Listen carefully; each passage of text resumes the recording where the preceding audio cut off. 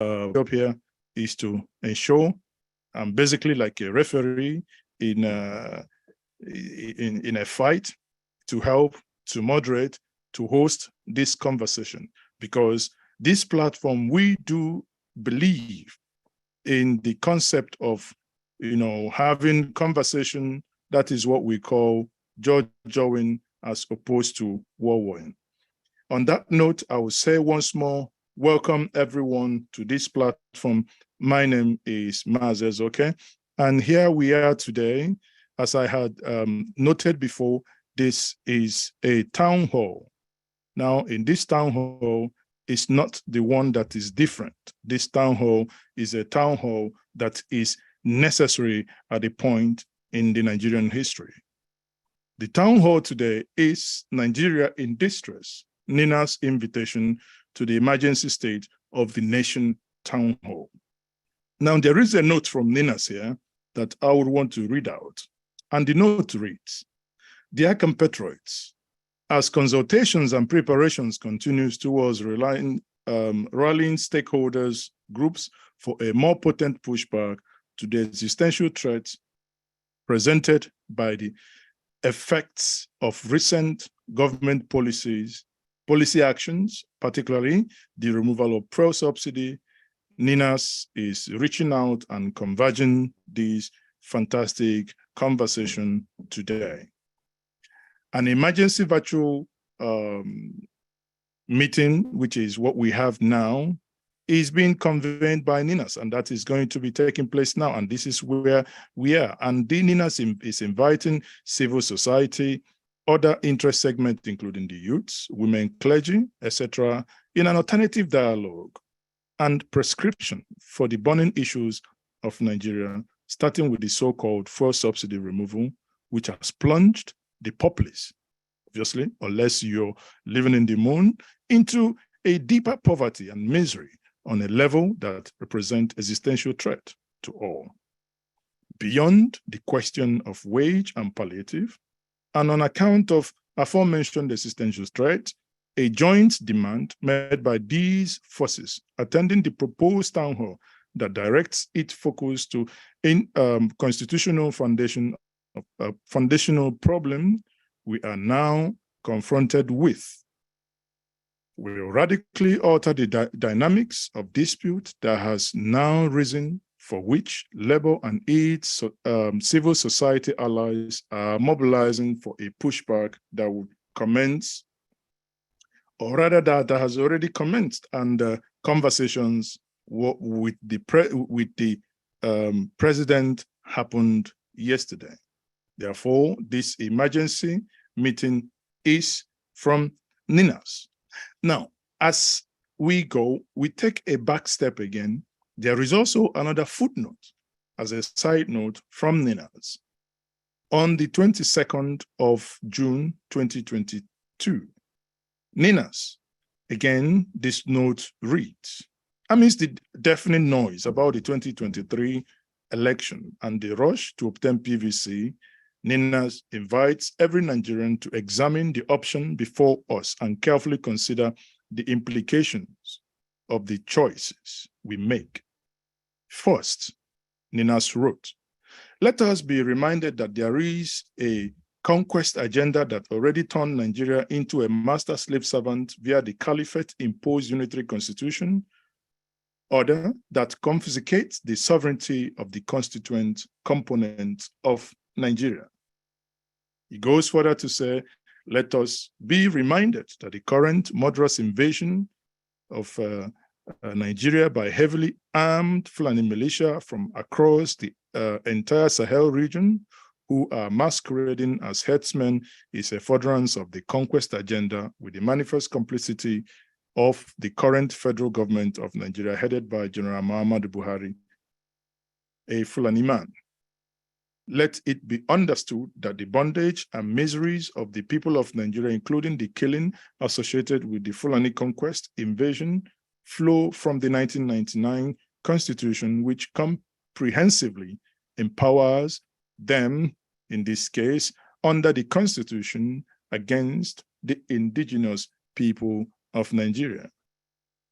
Let it be clearly understood. Footnote 1.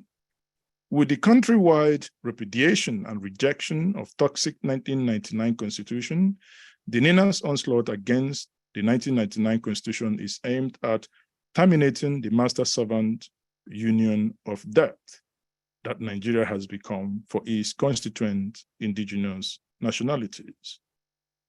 2, according to NINA's, that the NINA's campaign to shut down the 2023 electoral voyage is the NINA's preferred strategy for shutting down the 1999 Constitution. 3, that the NINA's campaign against PVC, which predated political party primaries for 2023 election, was an integral part of the campaign against a 2023 election that will be mandated by 1999 Constitution, to which winner in the 2023 election must swear, and by which the winner must govern.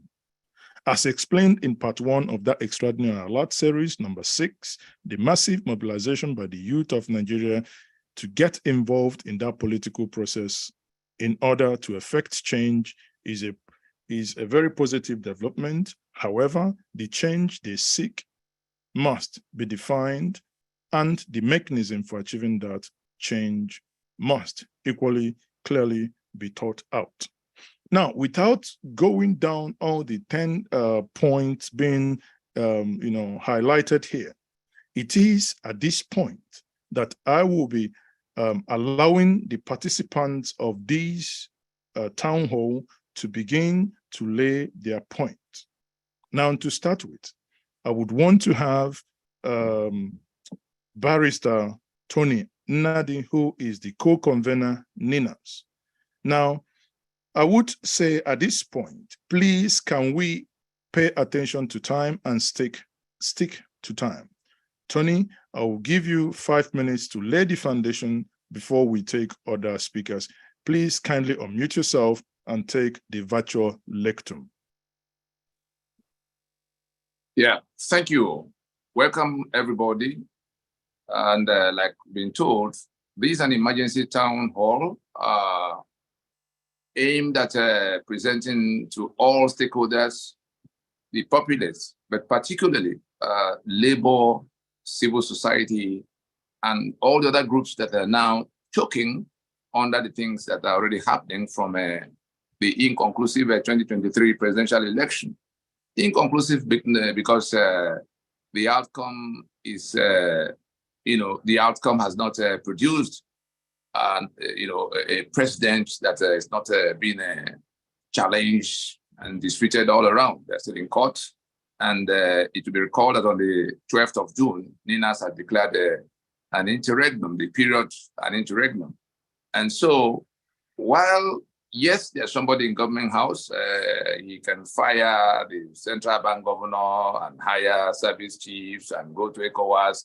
All of that have not settled the question of whether we have a president in place according to the Constitution of Nigeria, especially because of the 25% that is missing, which is the basis of the principal basis of the decision in court.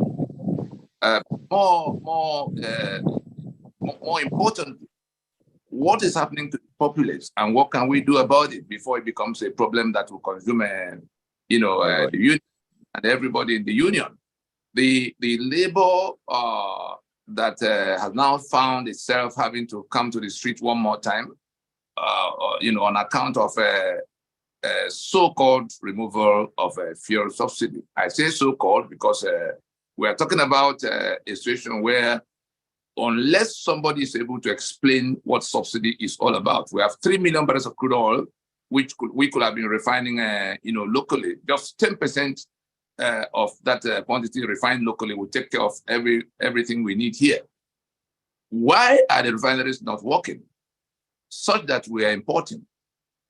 That question, NINAS is, offering an alternative answer, because the purpose of this meeting is to offer an alternative, diagnosis to the problems that we are confronted with, and therefore an alternative answer, to an alternative prescription for what could be done. And so we say, instead of the recurring, fuel subsidy, withdrawal that we see all the time, it's happened almost 10 times since Obasanjo became president.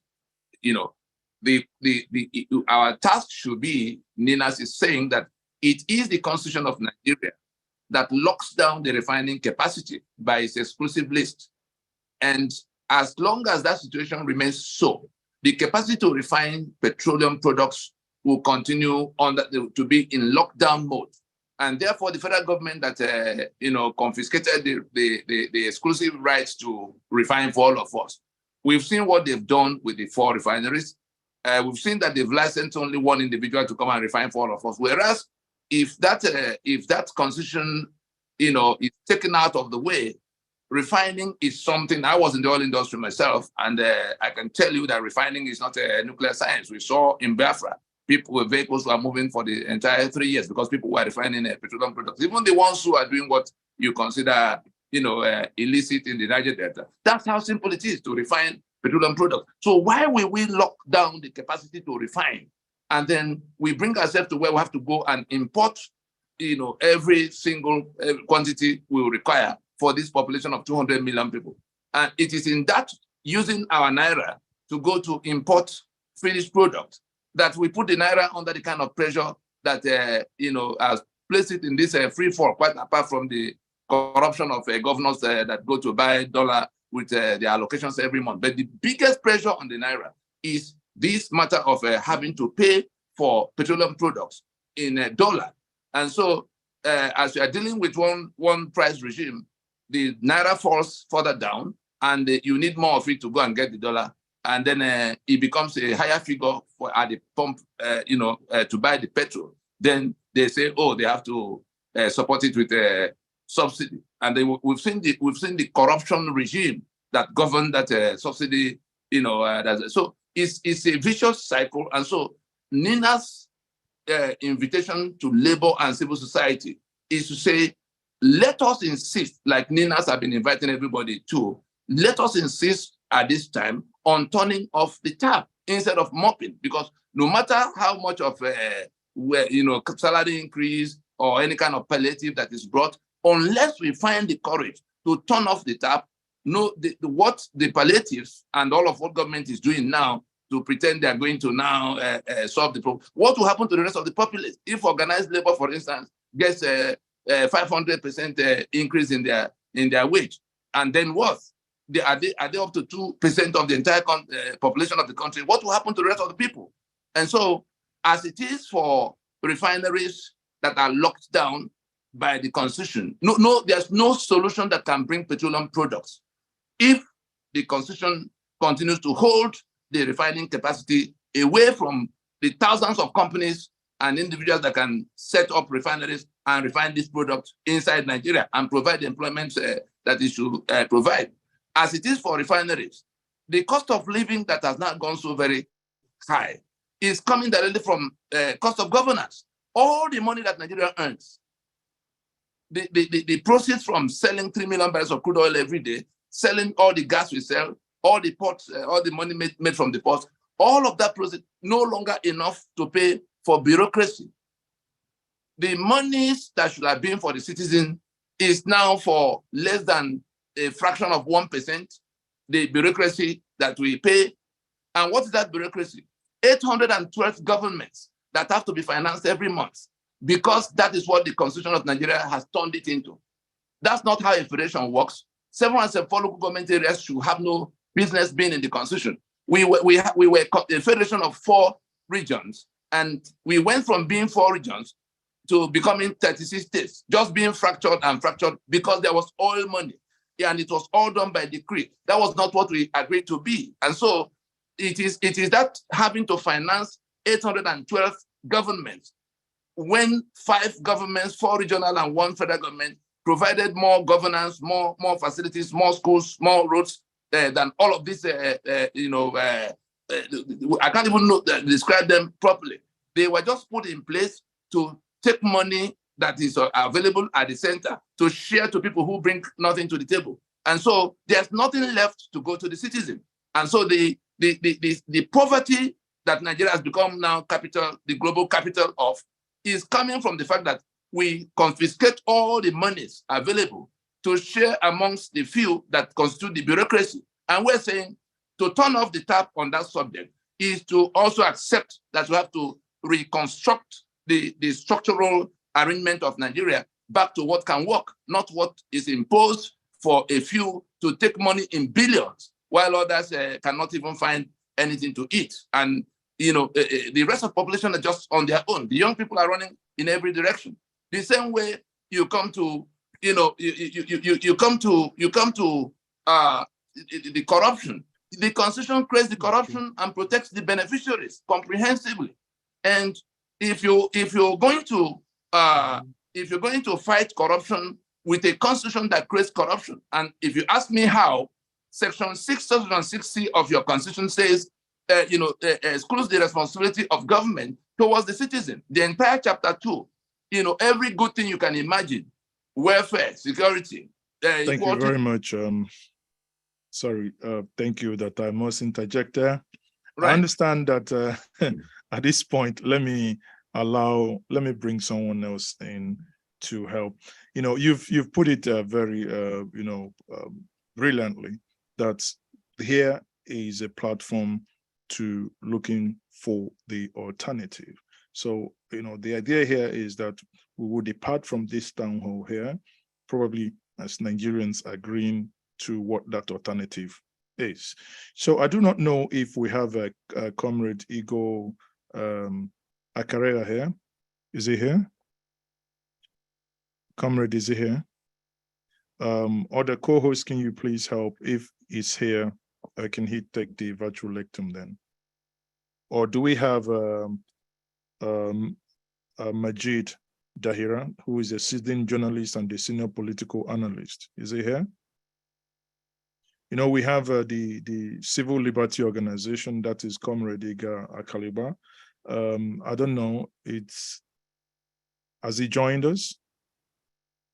If you're here, please, can you raise up your hand so that it might be much easier for the co-hosts to find you, right? Okay, I think I have Otumba Shade Olukoya, who is also the co-convener, NINAS. Now, Otumba, if you do not mind, we are timing everyone. You will hear a sound after your allotted time to start. So your time starts now, Otumba. Thank you very much for joining us. Now, your intervention. Good evening, everybody. I hope you can hear me. And yes, we can hear you loud and clear. I thank JJ Media, and I thank everybody for being here. Tony has already, since we are both co-conveners, he has already laid the ground for why we are here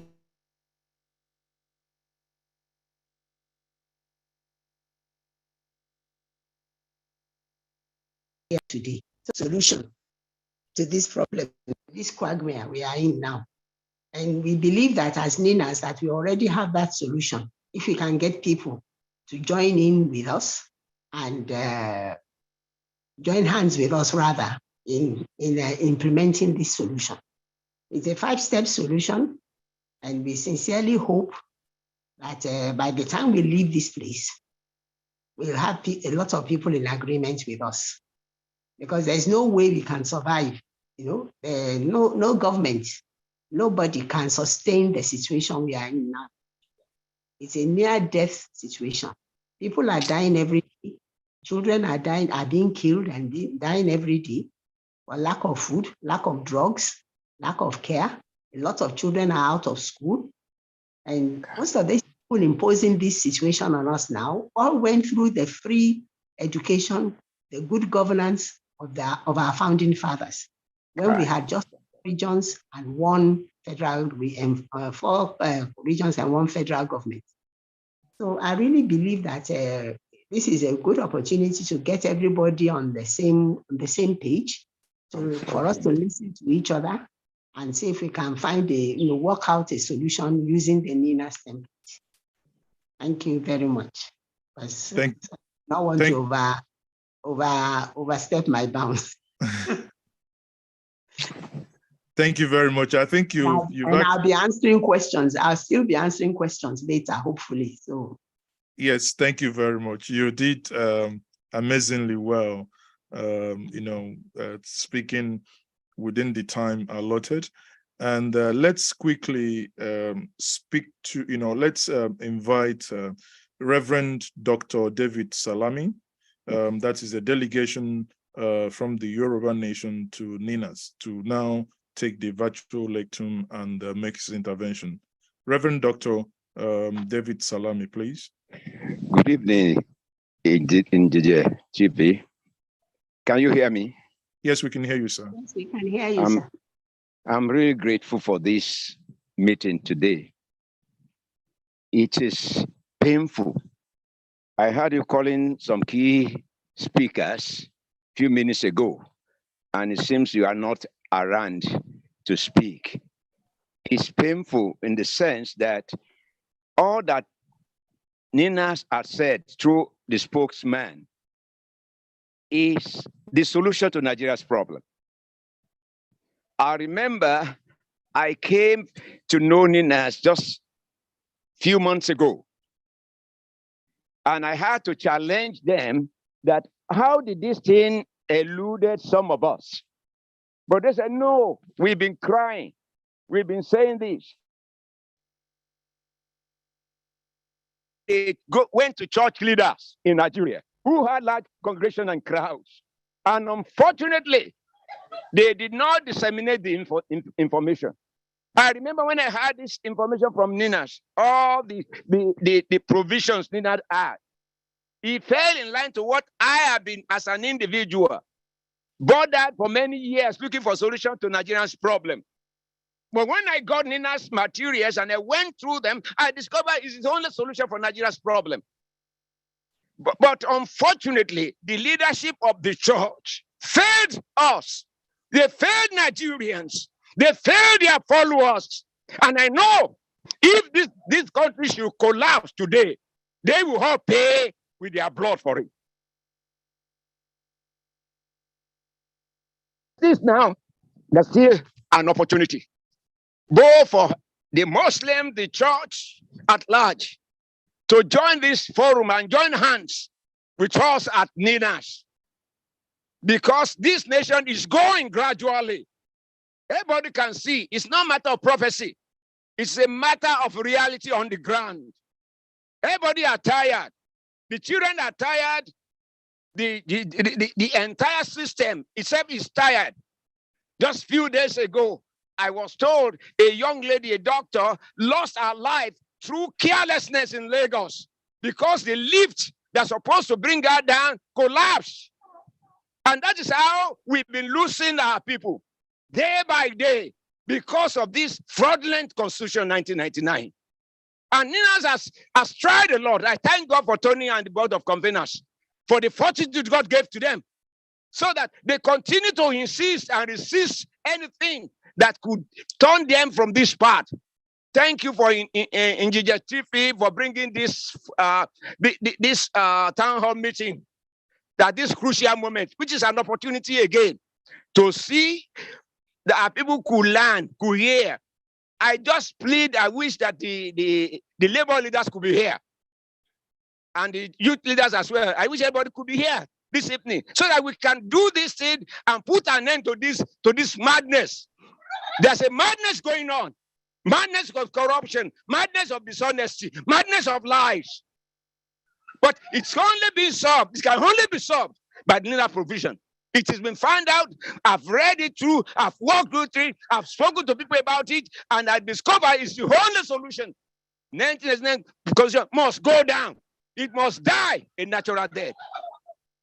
At this point, I want to yield the mic. Thank you very much for that. You still spoke within the time allotted, and I say thank you once more for sticking to the time.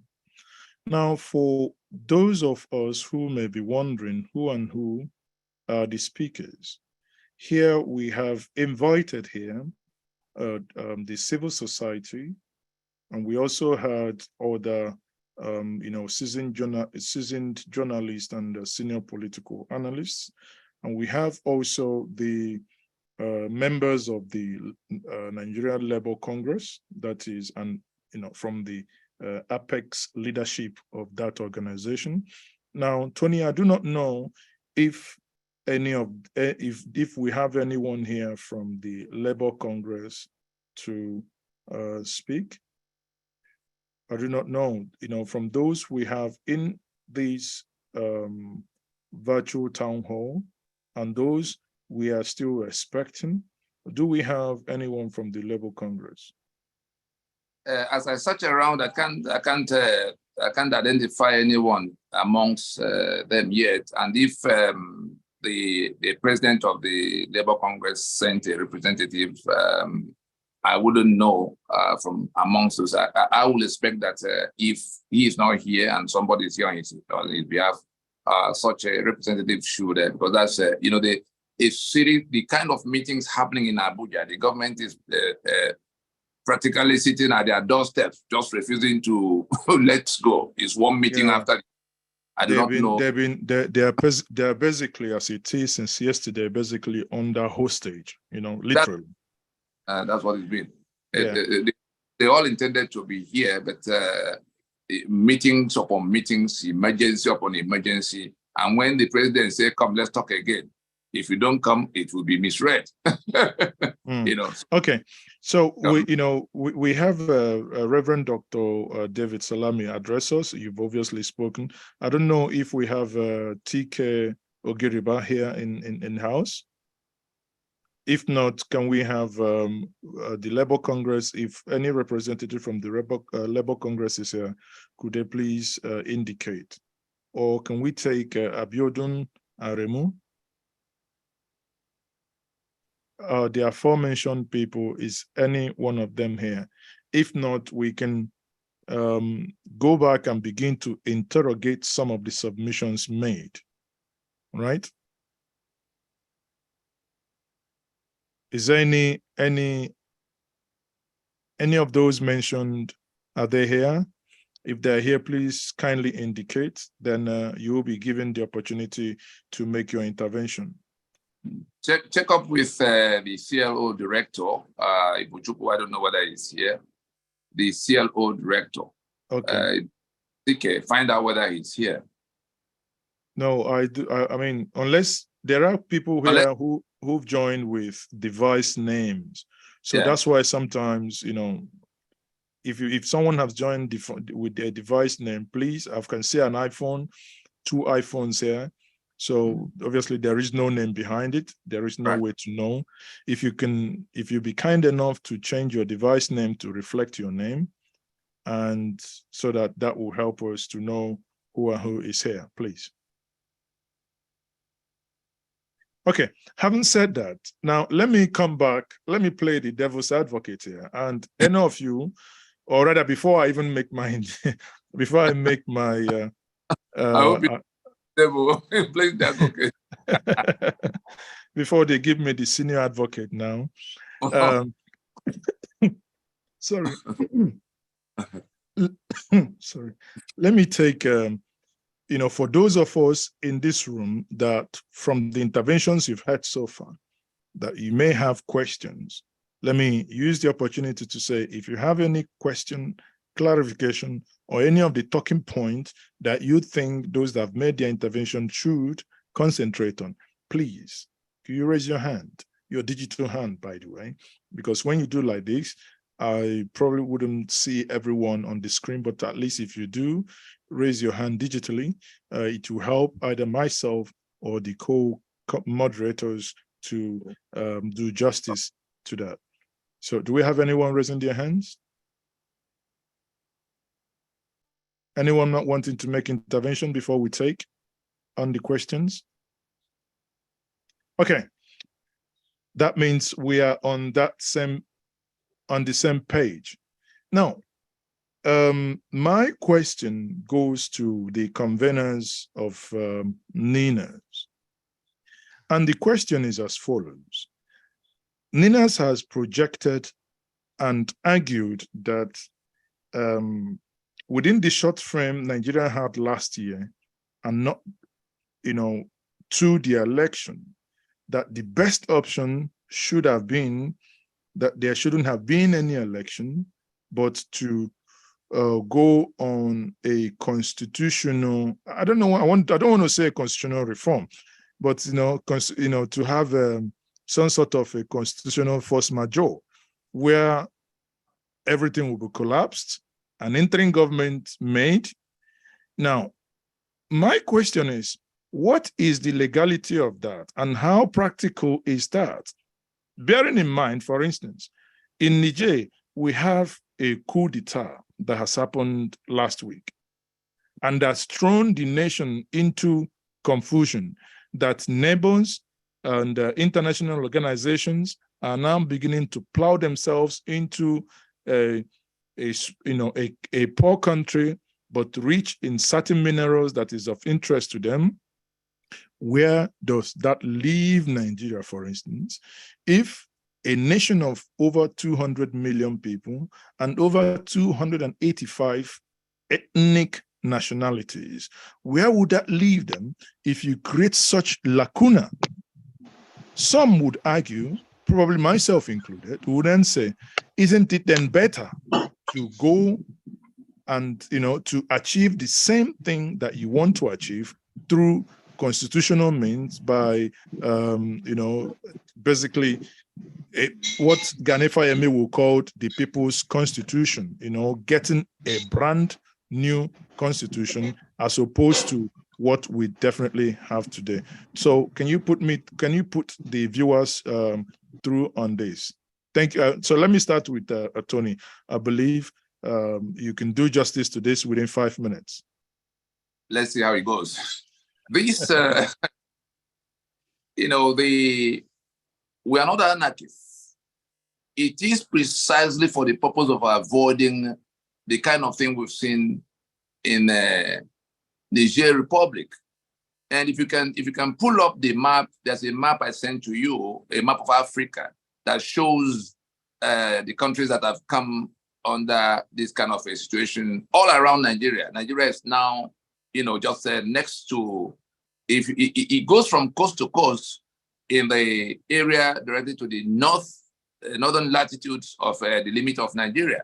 If you take it from Guinea to Burkina Faso, to Mali, to Niger, to Chad, and to Sudan, you have a contiguous belt that comes from the coast of the Atlantic to the west and the Indian Ocean through the Red Sea to the right. And so what is it that has been responsible for people trying to topple what they had in place? And so, yes, that's the map. Ladies and gentlemen, you can see the Nigeria that is, sitting directly below Niger Republic. The territory I was describing from the extreme left, the first one there is Guinea. There you see Burkina Faso. There you see Mali. There you see Niger. There you see Chad. There you see Sudan. What is going on there is occasioned by the kind of things we are doing in Nigeria. And it is precisely for the purpose of avoiding the kind of catastrophes that could follow, the toppling of a democratic order, that we are offering this alternative, because we cannot continue in a Nigeria of a criminal enterprise.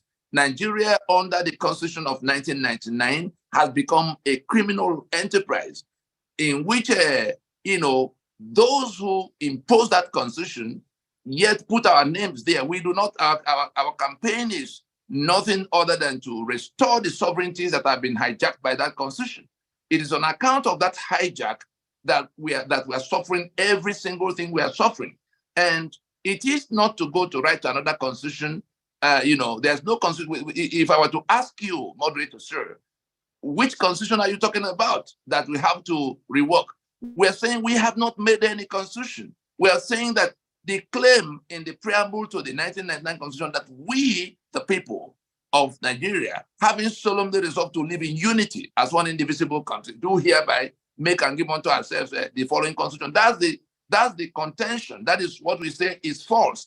And it is on account of that false claim that those who hold us into this union at gunpoint are standing on what they now wrote into that document we know nothing about, to fracture us into 36 states, into several and several local government areas that must be financed every month, imposing 68 items on the exclusive list. There's no part of that constitution that does not contribute directly to the disaster we live in. The economic assets of the constituents that should belong to them, now hijacked by the illicit federal government that emerged from the time the Federation of Nigeria collapsed. And we're saying what we should do is to accept, like South Africa did accept in 1990, after 80 years. The government in place then accepted that the apartheid constitution that excluded the owners of the land could no longer carry the union. And they went into a meeting, they went into a transitioning. That was what we're insisting must happen now, to go into a transitioning to rework the constitutional basis of Nigeria. And if you want to know what has to be done in that reworking, you go back to that preamble. Can we identify who the we is that is federating? That we in the interpretation and understanding of NINAS, and of course all of those who are familiar with the jurisprudence of constitution making, that we are the owners of the sovereignty that are submitting their lands and their peoples into a union. It is that we, the Yoruba in Yoruba land, we the Ijaw in Ijaw land, Ogoni on Ogoni land, Tiv on Tiv land. These are the constituent components of Nigeria. The people that were brought together by the fiat of Britain in 1914. You know, these are the people who should be federating. And so you must identify them. You then go to whether they want to be in union, and then if they have to be in that union, on what terms. Those are the things. And it can only, if we call that meeting today, it won't take more than 10 months, 12 months. It could go to 18 months. For us to put aside, there will be a nominal government in place, like Frederick de Klerk remained in South Africa. In all the 5 years, CODESA was reworking the basis. That's what we're asking to be done. We're not anarchists. And if anybody is thinking that it is by brigandage, because this constitution was imposed by military fiat, by brigandage. We had a federation that was toppled, and then the carcass of the federation was held together by force, and then those who gathered it have been operating in the name of Nigeria that excludes the owners. Ijaw is crying, Ogoni is crying, Yoruba is threatening to leave, Middle Belt is being slaughtered, all of them flowing from that constitution. How long are we going to retain it? And so when they began to go towards another election that will renew the life of that constitution, because the winner of that election will have to swear to govern by and defend that constitution, meaning that we're going to have these agitations that are all over the place continuing. We're going to have corruption growing. We're going to have infrastructure decaying further. We're going to have, impunity, rubbing us on the face. And so we say, can't we all reason together, instead of allowing this thing to burst, like it's bursting in some other, we saw Yugoslavia, these same issues. We saw the places where governments are being toppled. What happened on February the 25th, 2023? Can anybody differentiate it from a coup? The people went out to vote. The outcome is known to everybody. And then somebody had been imposed as president. The whole world is telling, we took out, a position, a global caveat. And we told the whole world that the candidate that had been declared winner has not met the minimum constitutional requirement. And at the end, the people that are imposing him on us are just asking us to go to court. The candidate that won the election has gone to court. In all of that, what is the difference between the coup of toppling the will of the people as expressed in election, much as NINAS had advised against that election? Now they've gone there, and somebody is now going to stand on that constitution for another 4 years to continue to ruin the lives of people. You see what they're already doing. The subsidy, nobody's talking about how to solve any problem. They are talking about how to share money. Position. Sorry, Mr. Nadi. I want to say that it is the transitioning we are talking about is very clearly spelled out for how it starts to finish, how it can be done. If we refuse to do it, people are going to get so pressured in their inability to live their lives, without electricity, without petroleum products, with corruption that they see every day, and they see the people doing it. And the Constitution actually forbids anybody from questioning those people in Section 308, immunity. So what there is going to come to where it will burst open. When it bursts, it's going to be a much bigger problem. Why can't we come now instead of heading to the rerun they're talking about? Because I'm sure they know that they cannot, if they attempt to retain the candidate they have declared the winner as president, it will be in defiance of that constitution. We're already tolerating that constitution only for a limited purpose. We want the constitution out of the way, but we're not anarchists. And so we say, let us hold on to it until we go to that meeting like South Africa did to ease out apartheid constitution. It couldn't get any simpler than this. And we've taken this campaign to all the stakeholders, even outside Nigeria. We went to the UN.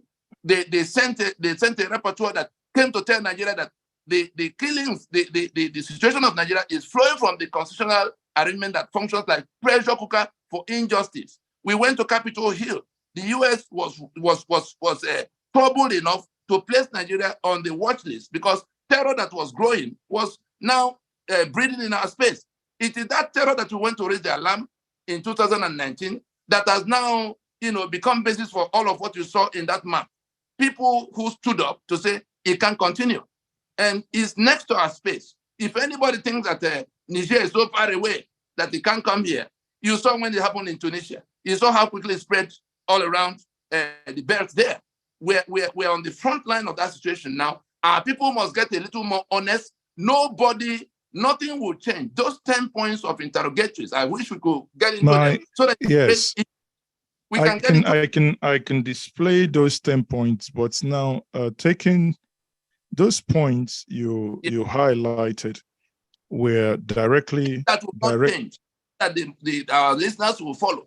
The things that will not change in Nigeria under this constitution, no matter who is president, those 10 points, we wanted the media people to tackle the candidates as they were going to the election. Those who say they're going to bring rule of law, it's not possible under this constitution. Those who say they're going to give us economy production that will replace consumption, it's not possible. Those who say they're going to kill corruption, it's not possible. So we placed it and we are pointing at the provisions and contents of the constitution that are directly responsible, like the tap that from which these things are flowing. We will be dishonest if we do not address ourselves to question of turning off the tap instead of mopping. We've been mopping for 24 years. It hasn't gone anywhere. With Ninas is saying, let us turn off the tap. Otherwise, people are going to die in large numbers if the matter explodes by itself. And it's heading to explosion. I don't know how long they can hold these hungry people across this land from coming to challenge what they see as deliberate attempt to exterminate them. It's become a potential threat. So we can go to those 10 points very quickly. We are talking to labor. Sorry. Before we get to the 10 points, there are, I believe many people listening to you now, right. And I believe as that point, the 10 points from June 2022 was directed to the obedience, right? That's all the parties. We put it in Guardian newspaper, addressed to all the political parties heading to election under the 1999 Constitution. We were telling them that no matter who wins amongst them, these things will not change. These provisions of the Constitution will not change. Therefore, the problems we are promising we're going to solve, we're not going to be able to solve it. The president is not going to be able to, take us away from being 36 states or 7 months and 4 local government areas. It's beyond his powers. He can't even touch one alphabet in the Constitution. And it's not even the business of the National Assembly. Some people in their ignorance say, go to National Assembly. That National Assembly is a product of that imposition called Constitution. And so we're saying, let us accept that we have a problem that is foundational. Then let us work out how to work ourselves out of that problem. The 10 points of interrogation was addressed to the parties that were going to that election. And now we have seen one of them emerge. All of them promised they were going to remove subsidy. You see what one has done. And the other people cannot find their voice anymore because they all promised they were going to remove subsidy.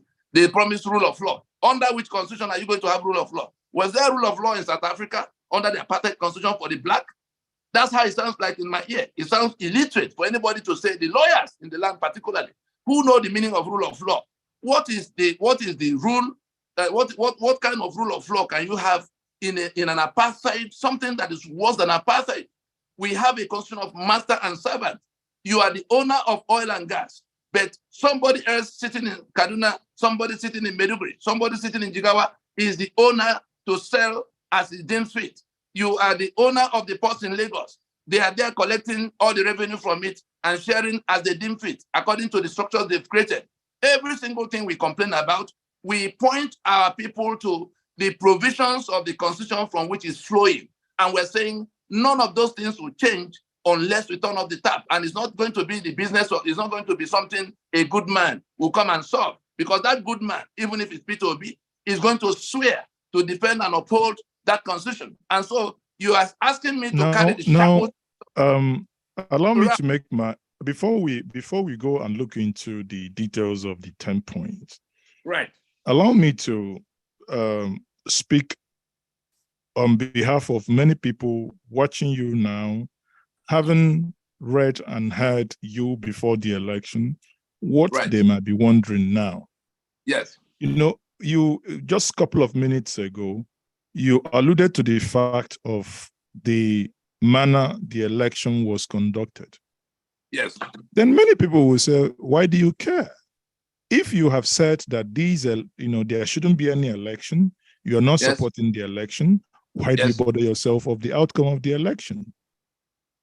I am now one of those who have to buy petrol at 800 naira. And so if people who are more angry than I am begin to break people's heads, my head will be up for breaking. So they have gone to the election, and the reason the whole thing is upside down now, and I want the obedient movement people to listen carefully, Obi's camp, Tinubu's camp. The reason we got to the kind of outcome we have now is simply because of that exclusive list in that constitution that locks down elections to federal and state offices. So the election of governors and senators and house members in the states and president, everybody who has to be elected in Nigeria, is the business of the Abuja where INEC sits. And so they can sit in Abuja. They are the ones who have to register all of those who are going to vote. It is not supposed to be so in a federation. They are the ones who issue PVC to whoever they choose to issue. So they can give, you saw the number of people from across the border, Niger Republic. Immigration was crying that foreigners had multiple voter PVCs with them. Whereas the people who were looking for PVC inside Nigeria, those who sit in Abuja, the INEC that has to preside over that registration of a voter and giving of PVC and issuing the BVA, that's the BVAS machines, and providing logistics. On election day, they can bring your materials at 3 p.m. when they have delivered at 7 a.m. to some other place. On election day, the logistics of even the security, it is the same centralized control of everything that has brought us to where we saw the people that went to vote. We knew who they voted for. The evidence is there. But some people are sitting in Abuja, and the matter will soon go to the judicial arm. In fact, it's already there. The judicial arm of the same system. And our people are waiting, thinking that that judicial arm will depart from what the executive and legislative arm will do. And we are saying that, why do we go to such an election knowing that the system is rigged completely against those who are going into that contest? And we have seen the outcome. If Peter Obi did not restrain the people who voted for him, you think anybody will still be governing Nigeria after 1 week of that charade we saw? It won't even last 1 week. But he said, hold on. They asked us to go to court, we'll go to court.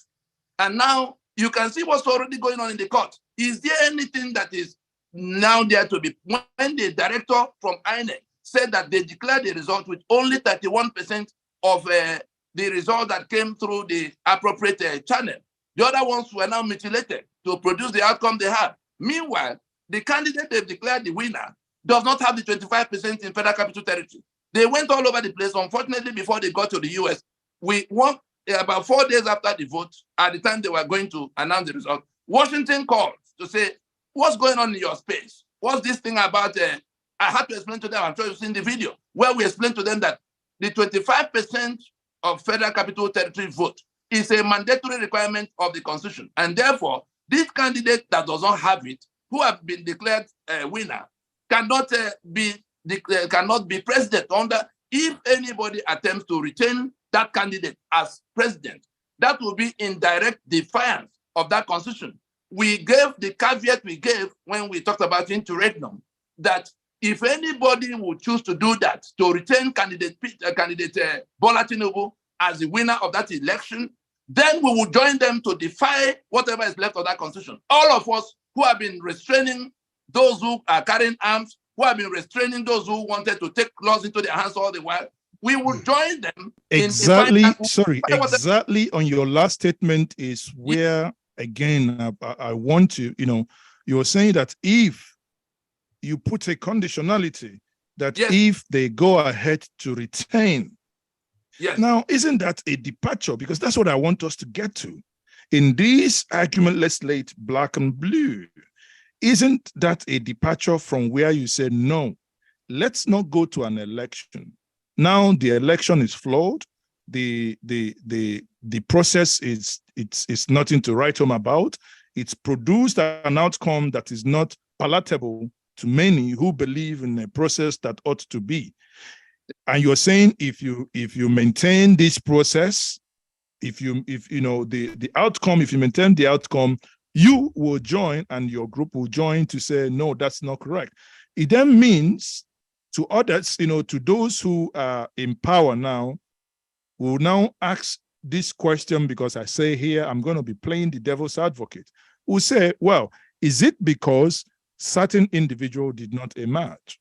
Or is it because you are against election ab initio? Isn't that a contradiction of the previous stand you had? Our stand is in black and white, advertised in national dailies. If you go to the force majeure declaration of December 16, 2020, you will see the 5-point proposition we put forward to say, let us accept that we now have a union dispute for people rejecting Nigeria everywhere. It is because they are rejecting the constitution of Nigeria as presently constituted, whether it is a resource control agitation or Biafra agitation or Odo agitation, number one.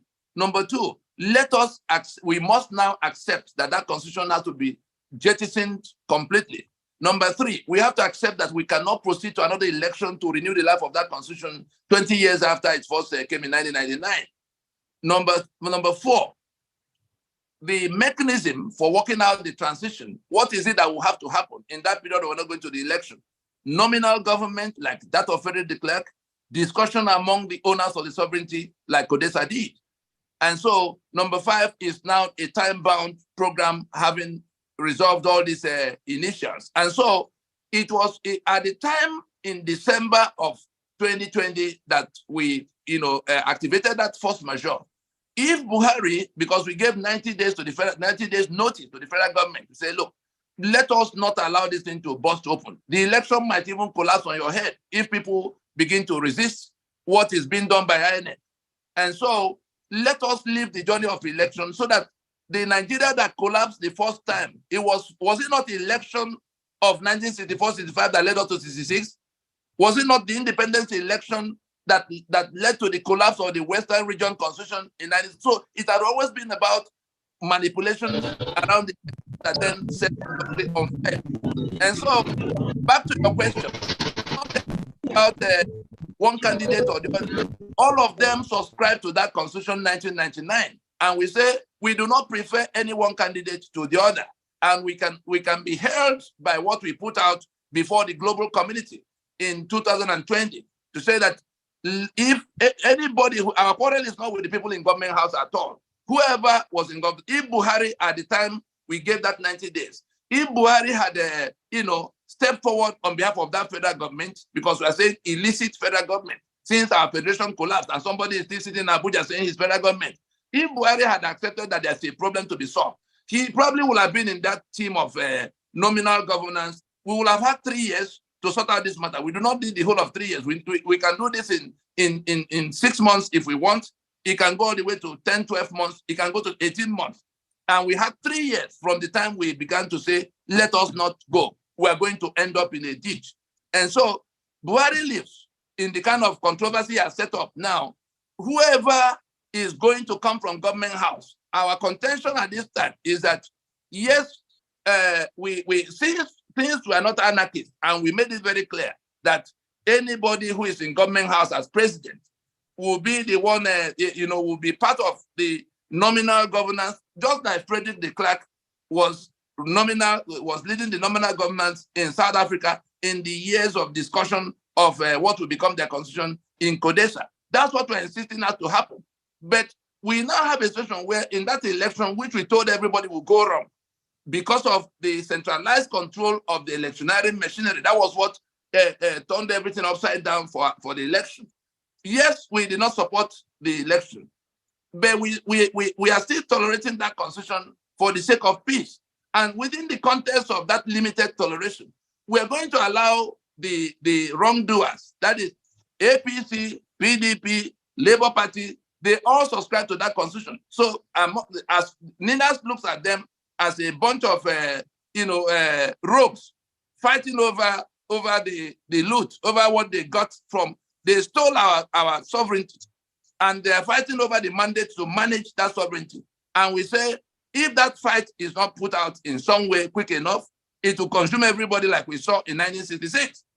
And it is in that limited sense that we are making this intervention to say, why do we waste the energy or time of who has won or who has lost?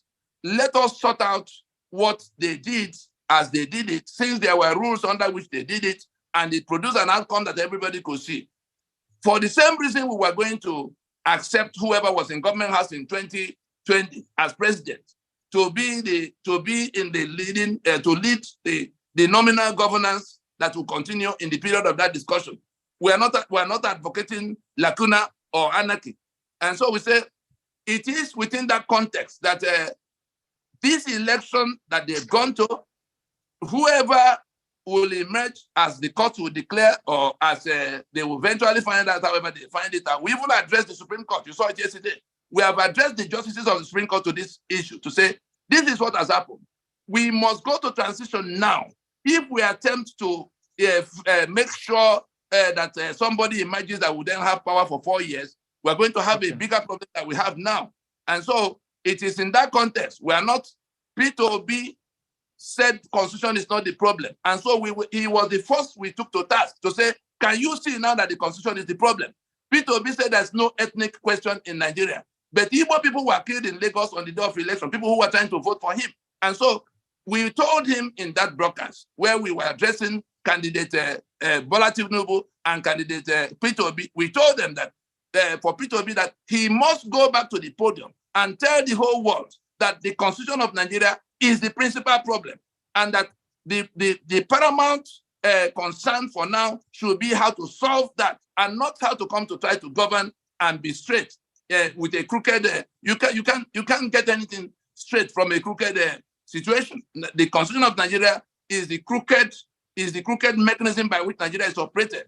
So even if P2B is a good man, I think we have to tell ourselves the truth that we must accept that we have to go to that transition now. It is within the context of going to transition that we insist that we'll not tolerate anybody who jumps into the government house from the window, like the one who is there now is trying to jump. He hasn't succeeded, he's not going to succeed. If they insist that he will succeed, then they will have the owners of the sovereignties to contend with. We don't have any preference, but we're not anarchists. And so we insist that whoever is going to come to government, from government house into that table of discussion must be one the people can recognize as their president. Thank you. Thank you very much. Now, I think, we do have other speakers here. And for those that we've called before now, that, obviously, they probably haven't joined us before now. So in case if they have, would you be so kind to raise your hand if you're one of the speakers that ought to have spoken here this evening? Please be so kind to raise your hand so that we would acknowledge you and bring you to the podium. Now, I would want others to also intervene. But before I do, I have this question to ask, because I speak the minds of the so many Nigerians, if not millions, on the street, probing your depositions in order to have a better understanding and a better grasp. And sometimes, to really understand your inner thinking. Now, my question goes to, you speak with so much finality. You use words like, we must, this is the only solution. Then I ask you, in your worldview and in that which you propose, is there anything like a middle ground? Is there anything like a melting point?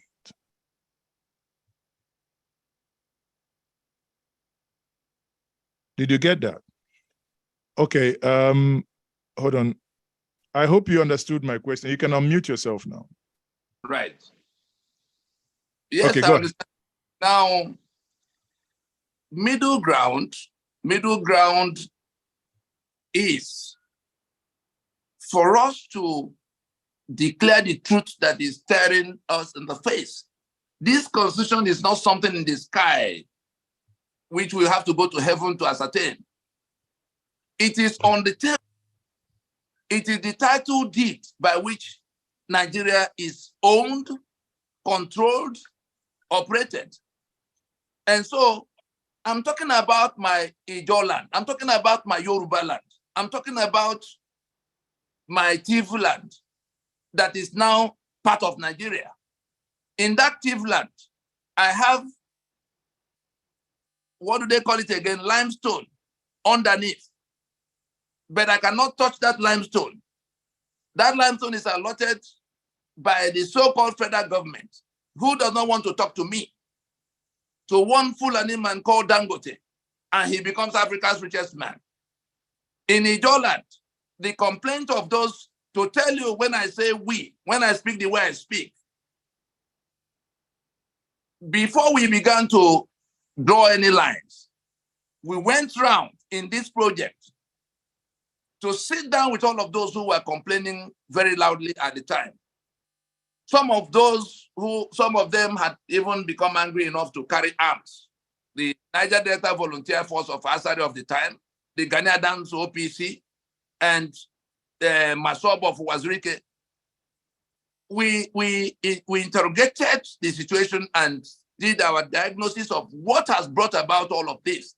And we began to draw up what we could do to reverse the situation, because we live here. We may all pretend, but if it goes bust, it will consume everybody. So that responsibility for ourselves, we have to take responsibility for ourselves and then begin to take charge of the space. Otherwise, people who do not wish us well are going to be in charge of our space. People are being slaughtered in the Middle Belt today, not because they do not know how to shoot to defend themselves, but the Constitution forbids them from touching guns. And there are people who are wielding guns, people they can see, people that are known to the government, people that are related to their president, their commander-in-chief who is supposed to be defending them. There's Miyetti Allah. That president was a life grand patron of, he's still life grand patron of Miyetti Allah. He was not going to move away from it. But in all his 8 years, he remained life grand patron to the Miyetti Allah that was taking very proudly responsibility for what Fulani herdsmen were doing, slaughtering people and taking their lands. And so in that kind of a setting, if we went to thief people in this project of redemption, if we went to them and they came with us to say, oh yes, what you are seeing, what you are doing is what you are proposing is going to restore our life back to us. And we went to the Ijaw people, say, put your guns aside. Let us go to a meeting of all so that we can find consensus on what to do to solve the problem, so that you are not forever having to be killed because you have oil and gas occur in your space. We went to Ghanaian dams.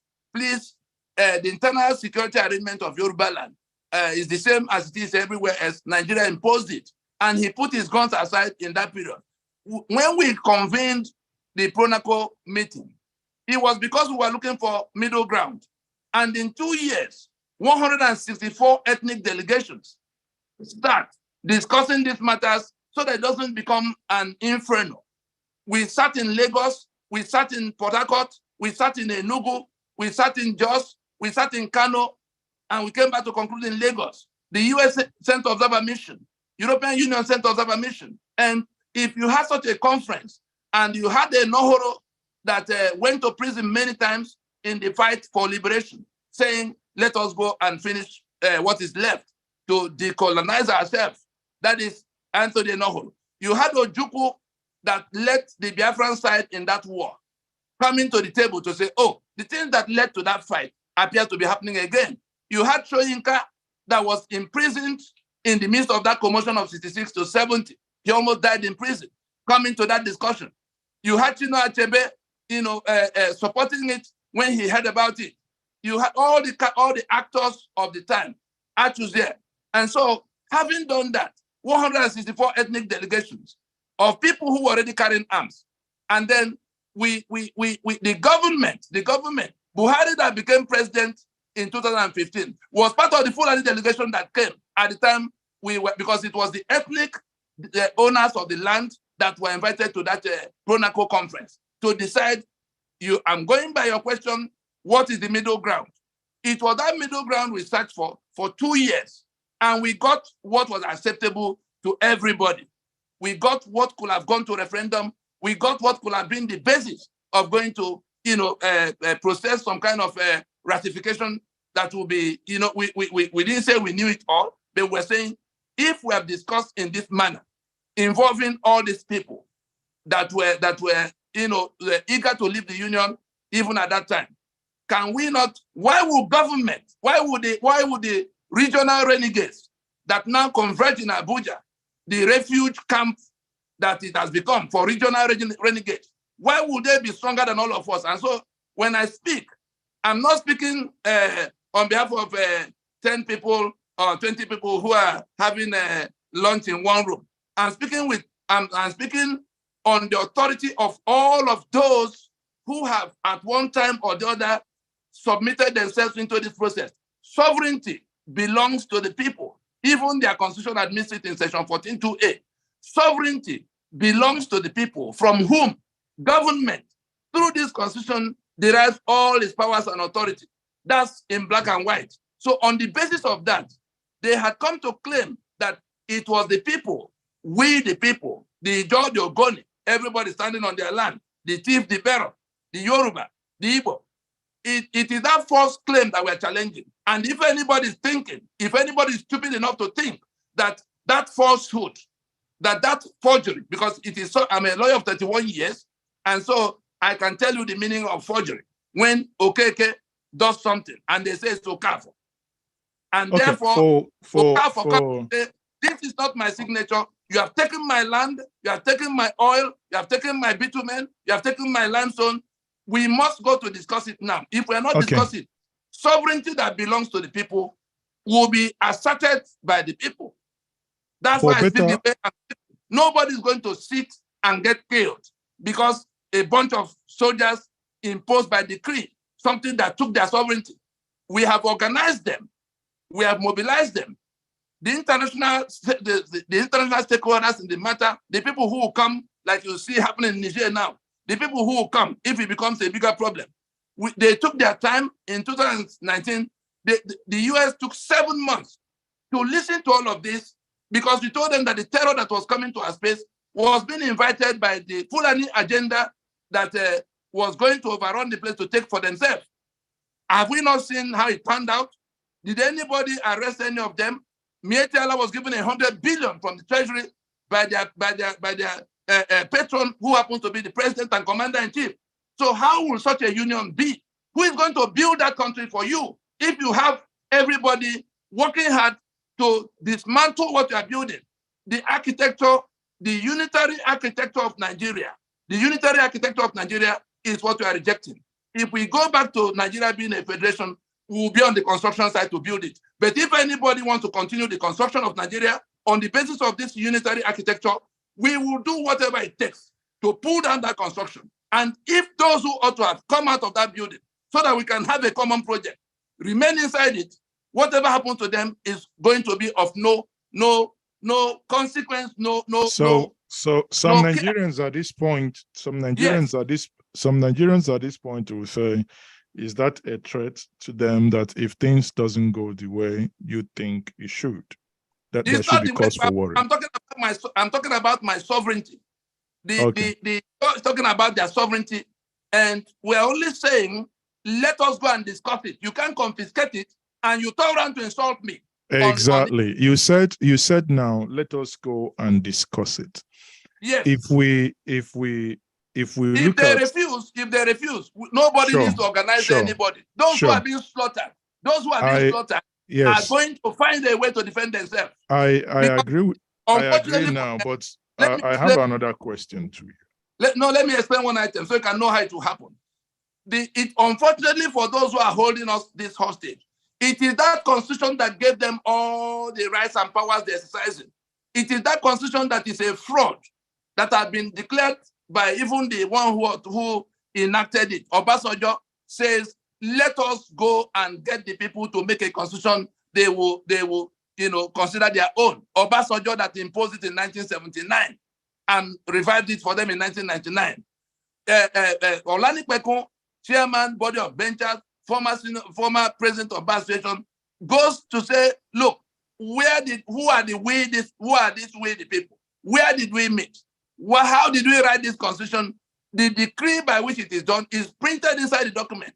The account of the author, Absalom Abaka, is printed inside the document. How he set up a committee that went to sit around in hotels. Is that the document that will be the basis of people being killed in their space? Is that the document that will remain the basis of economic assets being taken away and shared over the heads of the owners? I assure you, it will not survive.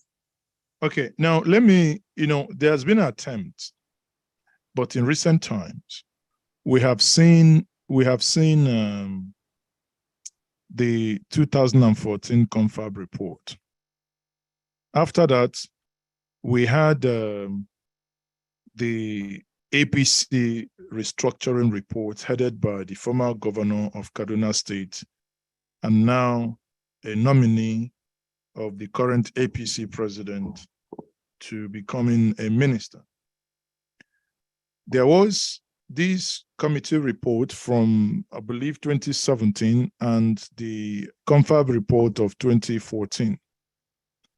If the government wakes up tomorrow and says, we want to look into these two committee reports or these two reports, match them together, inviting Nigerians to ratify that, would that, in your view, suffice to quell your demands that you have on the nation Nigeria? Tony, are you still there? Yes, I'm here. Mm. The answer is a capital no. Do you know why? The conference, can you remember the first decision taken on the floor of the conference in 2014? Let's start from 2014. Can you remember? Area. Good. But decided on the floor of the conference. The reason I asked that question is that the pressure to solve this problem began right from 1999 when that constitution was imposed. In 3 weeks, we raised the red flag to say, oh no, we can't go back to 79 the way they brought it back. It's going to lead us into trouble. But when the government, I attended Obasanjo's inauguration in 1999, on account of the fact that I was directly involved in how they got to that point. Let us solve this problem. And he pretended he was going to listen. He was taking some of the things and addressing the issues that were coming at him. Eventually, he stabilized enough to now turn around like a snake to say, by the time we had finished our consultations, to call a conference to discuss a conference of the people, a sovereign meeting of the owners of the sovereignty. Obasanjo went on national TV to say that it will amount to treason if we were to call such a meeting. And back and forth, of course, when he saw the kind of people that turned up. You were going to arrest Enohoro. You were going to arrest Ojuku. You are going to arrest Sisiono. You are going to arrest Ndubisi Kanu and all kinds of people. You were going to arrest Janakiri, all of those who were coming from Nadeko to now say, let us go and finish the business of working out the constitution that by which we go into this democracy. Obasanjo became the chief enemy of going to solve the problem. And certainly, just like this one, the one that is now threatening anarchy, Obasanjo went on national TV to threaten that it will amount to treason if we were to call such a meeting. Of course, we have to defy him, and we called the meeting.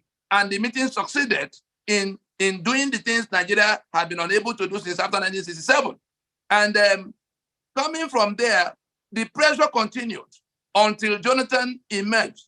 In fact, so bad was the pressure that it was, I remember, I'm sure you recall, when the job people insisted that Jonathan must solve this problem, otherwise they would take it out against him. 2010, 2011, going forward to 2012. So it was on account of that pressure that it came to where we had to come in to explain to the former President Jonathan what these issues were all about, because the people who were talking to him, they could explain what they could explain. Eventually, it is now safe to tell the public that it came to where it was a team I led that had to go to explain to President Jonathan, and he then accepted that this meeting cannot be avoided. That was what became that announcement in October of 2013, that we will have to go to discuss the matter from the foundation of where it went wrong. If you remember, if you recall, the day they were burying the mother of Sullivan Chime, then governor in Enugu, the day the mother was being buried in Udi, Jonathan did say that the problems confronting us come from 1914. And when he was inaugurating Okoromu's committee, he did say that we have to look at the things that happened in the period leading to 1914 and the things that happened in the period leading to 1960 that we're likely to see some of the things that are now responsible for what we are suffering. And so it was against that backdrop. I happen to have been privy to how that conference came. The modalities that should have solved the problem in terms of a two-stage modality in which the people who are federating will have to organize themselves in the formations they want, and it will become their decision to federate according to how they agree with everybody else. Those modalities were overturned, and they summoned a conference of Little Ogoni, Little Ishekiri, come to sit with Igbo and Yoruba in Abuja. They didn't want to solve the problem. So they went away from what Jonathan, the mandate of Jonathan, it was this alliance of 1967 that later became APC that overturned what Jonathan was trying to do, and they accused him of wanting to remain in office.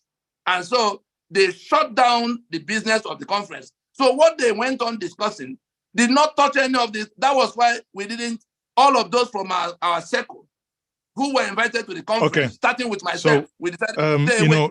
In order to make this quite, enjoyable for our viewers, we need to be concise here. And to summarize what you've said, you said that, to my question, that it is a capital no, because the president, the former president departed from whatever was discussed as regards to the 2014 Confab report. Now, what of the 10 points of the APC 2017 report led by Nasir El-Rufai, which actually point 9 in that had a referendum in it?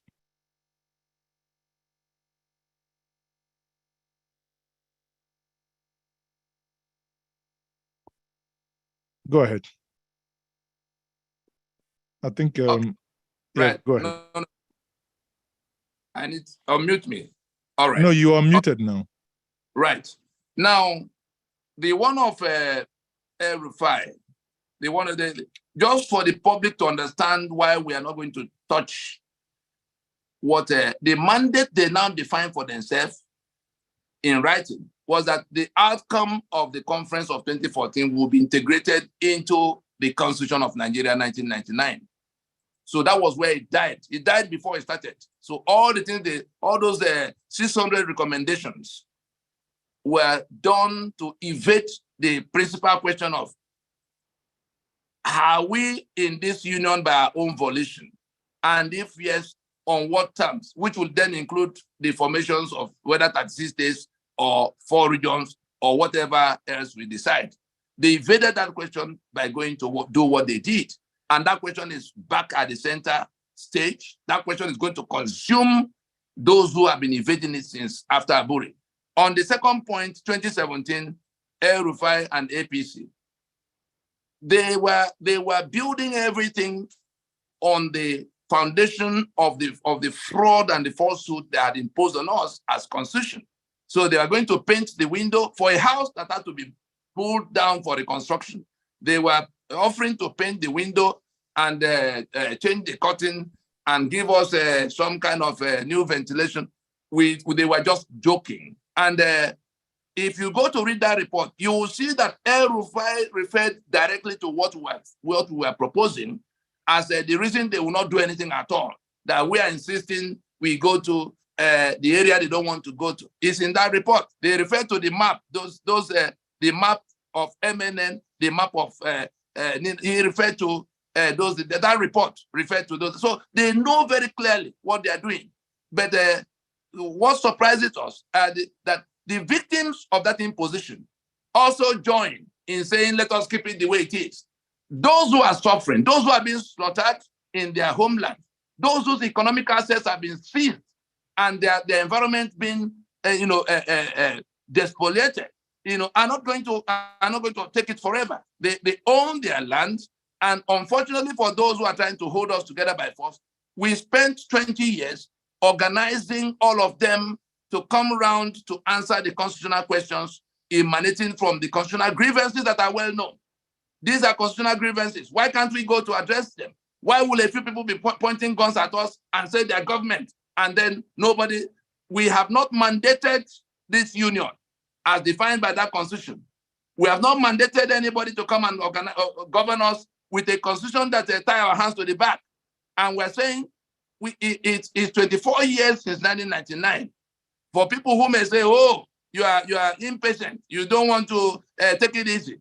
The very people, if we were to name the Bola Tinubu that is now president, he was in NADECO. He was part of how Pronaco, that conference of the nationalities, happened. He facilitated it for Chief Enohoro, who was leading it.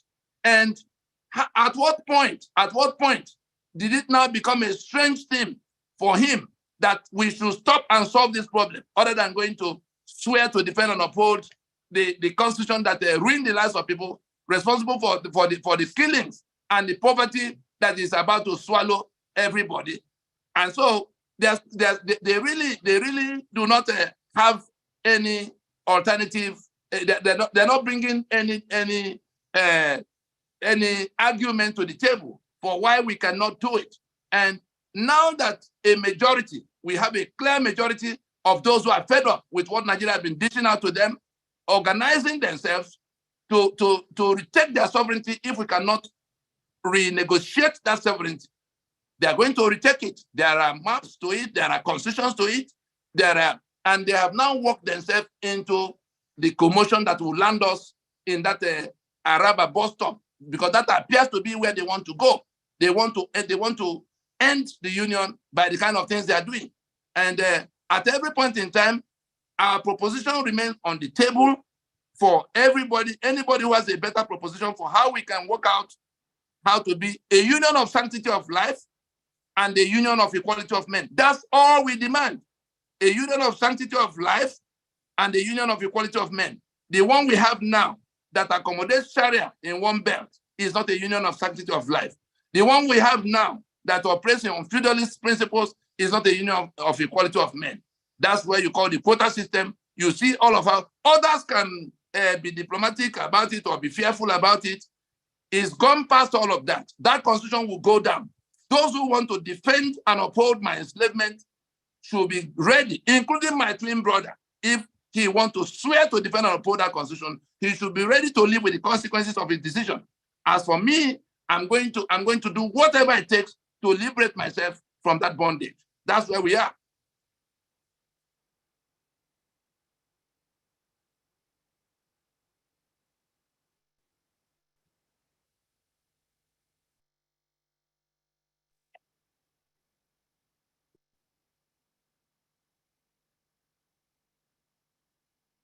You can't hear him.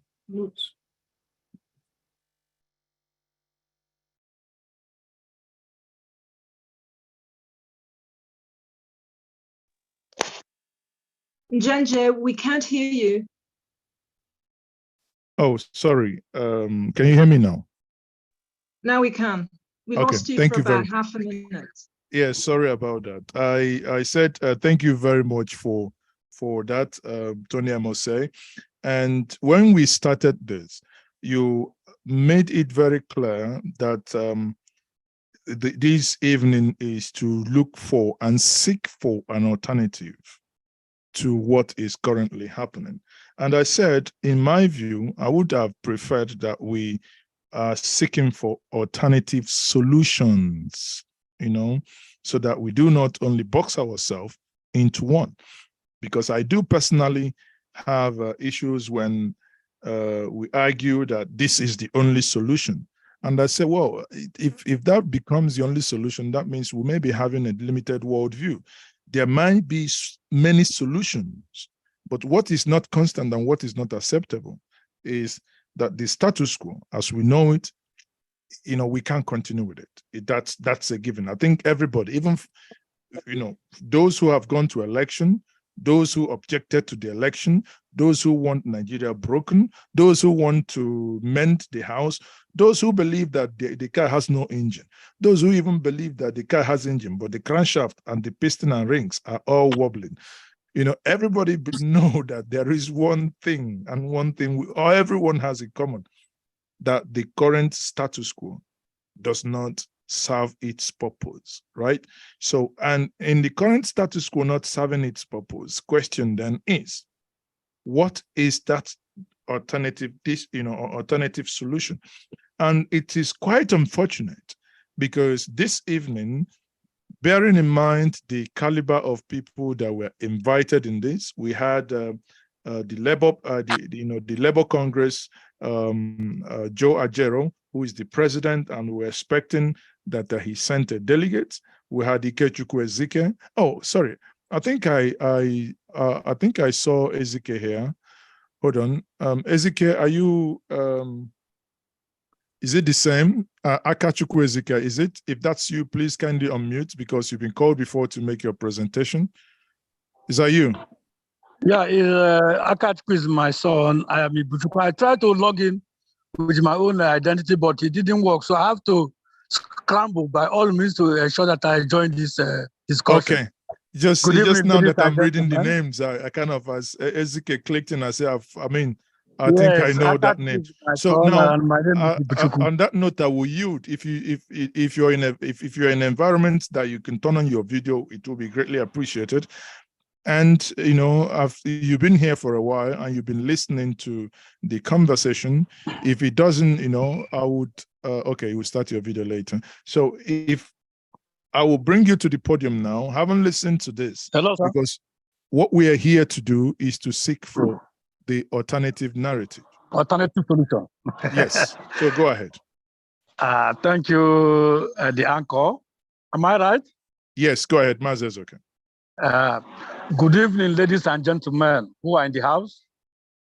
When I joined, I listened to Barrister Tony Nade espousing issues on the way forward. I'm referring to Hisuku issues also. I think I totally agree with Barrister Nade in the explanation that he has done. You recall that the Civil Liberties Organization too, and other civil society organizations and activists and people's organizations like NAS, like ASU, like NLC in those days, all of us fought during the military regime to return Nigeria to civilian democracy. It was not a struggle without the prices. Some of us were killed, some of us were detained, some of us went on exile, and some of us were expelled from the universities. and other social institutions who participated in this struggle. When we got civilian rule from this struggle in 1999, we wanted to see what Nigeria was transiting to. Unfortunately, like Barrister Nadi explained, the civilian politicians weren't and are still not able to give Nigeria what they are asking for. And the desires of Nigerians to have a society of their own, a just, fair, equitable, and sincere society, where you can say your view in line with the laws of the land, and you will not be killed, and you will not be arrested, and you will not be sent out of the country. Unfortunately, what we experienced under the military dictatorship has become worse under civilian, what they call democracy. Now is a civilian dictatorship. Like Nadia explained, you can't sleep with your two eyes, with even your one eye closed. People will come to your house, kill you, rape your wife, rape your daughters, and say nothing will happen. And exactly nothing has happened. People will marry your daughters, underage daughters, without having done the rightful thing in accordance with your tradition. Kept in MS palaces, kept with certain persons in this country. And when the police, they go, they say they were overpowered. Those persons have transited to become the wives of certain persons without bride paid, without parents consenting to the marriage, without the girls consenting to the marriage, and they have been transformed into another religion against their wishes. You know, we know all those things. These things are happening because we have a law that we all of us did not sit down to discuss it. I wouldn't know if I would have accepted that anybody will come and take my daughter by force, marry her, and convert her to another religion against her wish and my wish. If we were in a place where we discuss about writing a constitution, a law that will guide us, Ibuchukwu Ezike wouldn't have accepted to that law, and I don't think the anchor would have done so. So it is not possible again for you to come to my backyard and take the resources that God has bestowed on me or on my land and go to somewhere else, come with your local government areas, come with the politicians, come with your kinsmen and women, and do them the way you like without even asking me, do you like it? Do you want it? Everything is done by force. And so, how will if you are saying there is alternative, well, people may have alternatives, but these alternatives are what you have seen that I've failed. 2 days ago, Nigeria Labour Congress and TUC and some of us in the civil society went to the streets to protest. This protest is what we have been doing since 1990s or even before. And what did you achieve? At the end of the day, the president of NSC and the president of TUC ended up at House of Rock to discuss with the same person that they said is in Nigeria. What is it that we are demanding or they are demanding that this government has been able to resolve? Are there new refineries? Are they reactivating the old ones? Have they reduced the price of petroleum pump prices? You know, the school fees, the suffering that Nigerians are passing through today, which one has been addressed? You recall that in 2005, the LASCO, that is Labour Civil Society Coalition, led by then Adams Ochemole, with the late Chimobani, my own late executive director, as the secretary. We traversed the width and length of this country, saying that we want system change. That was what took the life of Chimobani and Tunji Oyeleri of the Vanguard newspapers, a photojournalist. So, and at the end of the day, we ended it. Nothing came out of it. In 2012, we gathered in Lagos, in Abuja, in all parts of the country, to demand for the same thing. And at the end of the day, we, came to Ojota, Faniga point there, and stayed. Immediately we left to say, let's go and come back on Monday. A different thing happened. And today, nothing came out of it. Some of us were seriously injured. Some were arrested. So out of all these things, they're arresting people, detaining people, killing people, sending people on exile. You recall that the current president was on exile before 1999. You recall also that he was arrested and detained with Yochayu and other members of the Senate there because they reconvened the Senate, which late Abacha had dispersed. So you see, this is that when you are not one of them, you say you join us to shout. But when you are one of them, like the president now, he's no longer seeing the constitution, writing a new constitution for Nigeria as anything reasonable because he's there. He will loot, he will plunder with his colleagues there. But if he is sincere, a sincere person like Jerry Rawlings did when he became the president of Ghana, he saw the plight of the downtrodden people, the peasants in the rural communities, and said, these children, these people are people born like I and any other person. These amenities that have not been extended to them will be extended to them. These opportunities that they didn't have, they will have it. That is how to build a society. Not when you are on the saddle, you say everything is all right. How can everything be all right in this country? Do you know how many families that go to bed without breakfast, without lunch, and without dinner? Some brilliant students have been withdrawn from schools, from primary to university. And there are a lot of things that are happening in this country that are not condonable. If we say we continue to condone, to which level, to what level will we be condoning to? So there's no alternative to sitting down to write a new law on how Nigerian people should organize, should be led, resources should be controlled and shared. I don't see any superior alternative. There may be other alternatives, but I don't see any other superior alternative. This is alternative is palliative, and I think that it is the alternative that will serve the interests of Nigerian people. Thank you.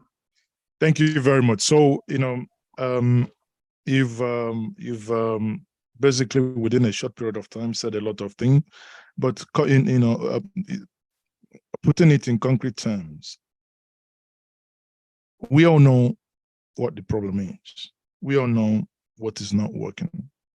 In 1 minute, are you able to tell us what is your own alternative solution that you're proposing?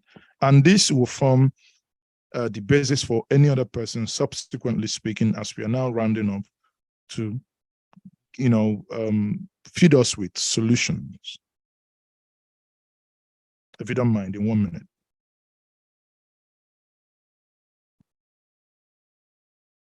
Are you, okay. Are you still there?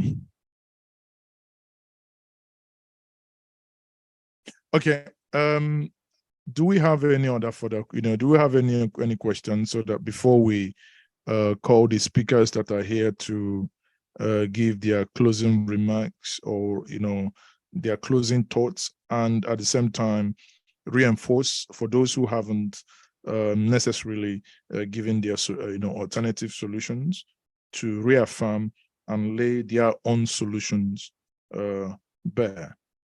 But before then, if you have a question, you cannot unmute yourself anyway, because it is a standard procedure here. If you're not a co-host, you cannot unmute. You can only unmute yourself if you request to, and the only way you can request to is for you to raise your hand, your digital hand. So if you raise your digital hand, you will be called upon and be granted access to, unmute and speak to us. Okay, so we'll take a couple of minutes. Do we have anyone asking a question? Sorry. Is there anything you haven't understood that you want to ask a question? Then we can take that. Ndidi, I can see you unmuted yourself. What is your question or your contribution? Yeah, sorry, I couldn't find my hand up. It's really to say I'm Ndidi Wechwe, and I'm one of those people who are in the diaspora, and we were told, oh, come to Nigeria and come and help Nigerians. I then invested all my savings in a farm in my ancestral land, my ancestral kingdom. I came to Nigeria one day after Buhari got sworn in. that was in 2015 May. By 2016 January or February, Fulani herdsmen had trespassed onto my farm. And within that year and a half, they burnt it, destroyed the well that was in the leased land, etc., etc. To cut a long story short, I had to shut down my farm. Savings gone. Black lives do not matter in Nigeria. And I say that with a lot of authority because I'm a retired Metropolitan Police officer, that's London. And never would such a thing happen in England. Even a trespasser is a big problem. Talk less of a trespasser that commits robbery, arson, etc. In Nigeria, your Black life does not matter. It was while wondering what is going on, I providentially came across the Lower Niger Congress Facebook page. And when I read that Nigerians did not write the constitution, I said, oh my God, bloody hell. Sorry, I'm swearing, but that's what I said. I said, oh, bloody hell, there's going to be a war in this place.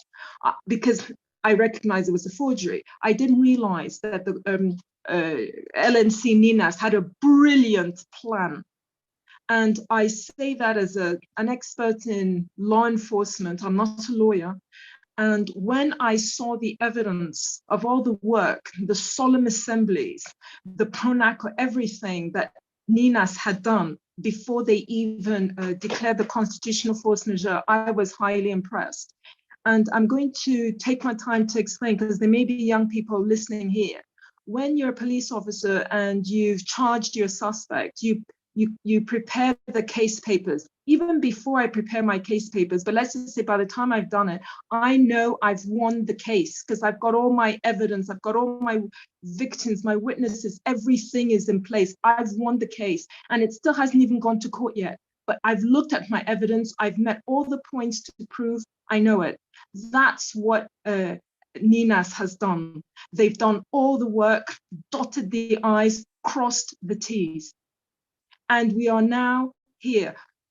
And then when I found out about LNC Ninas, I asked, and Tony is a witness here, to be a signatory to the constitutional force majeure, because I realized that this is a brilliant thing to help Black people. I couldn't help them with the farm, but I can now help them with something even better by giving them their sovereignty back so that they can make a decision for themselves. Now, there's no middle ground when you're talking about a forgery. There's no middle ground because, as Tony explained, it's a lie. So there's a lie and there's truth. Some things you're not sure of, but this one's a lie. And the reason that Ninas can be so precise and so specific, it's like they're saving lives. It's about saving lives, not just saving property and resources, but also saving lives. So if, for instance, you've got, say, brain tumor, you don't want the surgeon to be cutting here, cutting there, cutting everywhere. You want your brain surgeon to follow a precise pathway, don't you? Because there's so many blood vessels in your brain. Not only could you end up being a vegetable, you could die if he's cutting up and down. And self-determination is something as important and serious as that. It involves all the indigenous ethnic nations of Nigeria, plus we've got international stakeholders. So it's precise and specific. And that is why Tony can be as precise as he's saying. And he's the spokesman, but several of them have done the work. Now, for me, just before I end, some Ninas came up with some broadcasts, video broadcasts today and yesterday. And people are asking, what should Nigerians do now? Well, what I can say it in 4 ways, 4 things that they should do. First of all, they need one thing. They need to have honesty. Without that, they can do nothing except carry on being killed and carry on with this corruption and carry on being called a shithole. People living in a shithole if they don't have honesty. First thing is honesty. And then they say the Nigerians will have to reject the fraud called 1999 Constitution. Second thing, Nigerians will have to acknowledge that they were wrong in having had elections 2023 when Nigeria had a dysfunctional constitutional arrangement. Third thing, Nigerians have to reject any rerun since a clear winner had come out of the presidential elections, and a rerun is a scam for the Tinubu camp to finally fling away the winner, Peter Obi. And number 4, Nigerians will insist that Peter Obi openly rejects that 1999 constitution and insist on transitioning using the NINA's transitioning template. Yeah, and why is it the NINA's transitioning template and nothing else? Because nobody else has done the work. Only NINA's has done the work. That's why it has to be the NINA's transitioning template. They've done the work according to United Nations guideline. So we've got to sort of like grow up. Somebody has done the work, you've not done it. So we go with the person who's done the work, and they've taken 24 years. And you guys don't have 24 years again. Okay, because now the Fulani are in your farms. 24 years ago, they were not in the farms destroying, killing, and raping. Now they are. And Ninas are the only people who've done the work. So it's not about, oh, why is it not me? Why is it not me? You know, that kind of childish thing that Nigerians are fond of. If this had been in England, they would be praising Ninas for doing this work without even asking for 1 penny. That's why I'm getting annoyed, because they've done all this work. Nobody gave them 1 penny. The solemn assemblies, everything they've done. We know how things work in this life. Money is needed, and they did it without deceiving anybody, scamming anybody. They need to be praised for the work they've done. And that's why I asked to be a signatory to the constitutional force majeure. So Nigerians, the ball is in your court. It's you young people who are going to have a wretched life if you don't take down that 1999 constitution and act like a man and be like people in England who've got sovereignty and self-determination. I had a great life in Europe, but you're not going to have the great life I had as a young person if you stay here. You're going to want to japa and do all sorts of criminality to japa when all you have to do is do the right thing, get rid of that 1999 constitution, and you can create a lovely place here. And some people like myself, and they're better than me, they can give you advice on how that can be done. So that's it. I'm done speaking. Thank you very much. Thank you very much. Thank you, Ndidi. Thank you for that point made. In your worldview, there are 4 points that you've made that should be followed, and should be taken into consideration. Well done once more for that point well made. Now, do we have another person that will make intervention so that we can take some interventions as we close? Any more questions? Any more clarifications? Okay, I would leave the questions to I would say that we will close, we'll be closing this way, having this question in mind. Ndiduweche just shortly now told us that the way forward is to get down, or in her words, bring down the 1999 Constitution. Some watching now from their homes, some on their mobile phones will think easier said than done. Question is, how do we make that happen? Or how would Ninas make that happen? I would want Tony as the last person to answer this question. How do you bring down the 1999 Constitution, and why do you think that since Ninas has been saying this, you've been meeting those now in government, meeting them in private? Why do you think that they have not listened since 1999 to date? So, but before I do that, before I bring Tony in, I think we still have Reverend Dr. Salami here, having listened to everything that your co-speakers have shared on this platform. I would ask you once more, sir, what is your final take as to the alternative solution? Thank you, NJJ. There is no other alternative. To be honest, if we are looking for any alternative outside what NINA's Board of Conveners and Tony had prescribed, we are only being dishonest. We are only being dishonest. People are dying daily. Corruption is killing people. The church leaders are so dishonest. So there's no other shortcut. There's no other shortcut except these NINA's provisions. I've studied Nigerian issue for over 30 years. I've been involved in how to bring people into govern a state. But at the end of the day, we discover that is the problem, the problem the right people face, the men of integrity face, is the 99th Constitution that controls the whole system. Fulani decide whatever anybody wants in this nation. It is wrong. It is wrong. It is stealing. So there's no other alternative. If anybody is saying there's an alternative or anybody demanding for an alternative from whatever Nina is saying, they are all rogues. They are all rogues and dishonest people. I yield the mic. Thank you very much. That was a very passionate submission.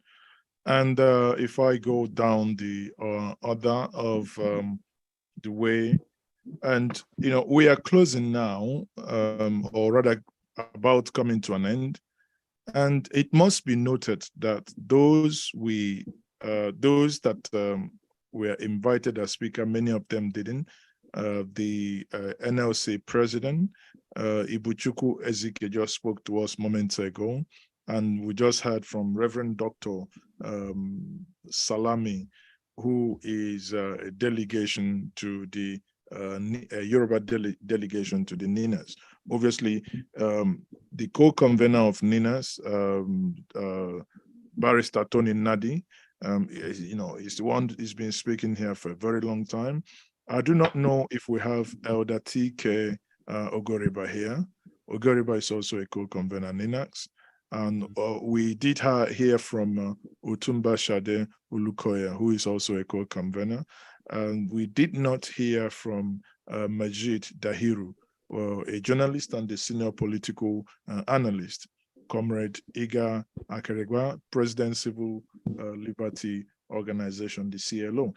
So some of these men that we've mentioned are not here. I think the only person here, or if you are maybe with a different device, please, by all means, raise your hand so that we can obviously find you.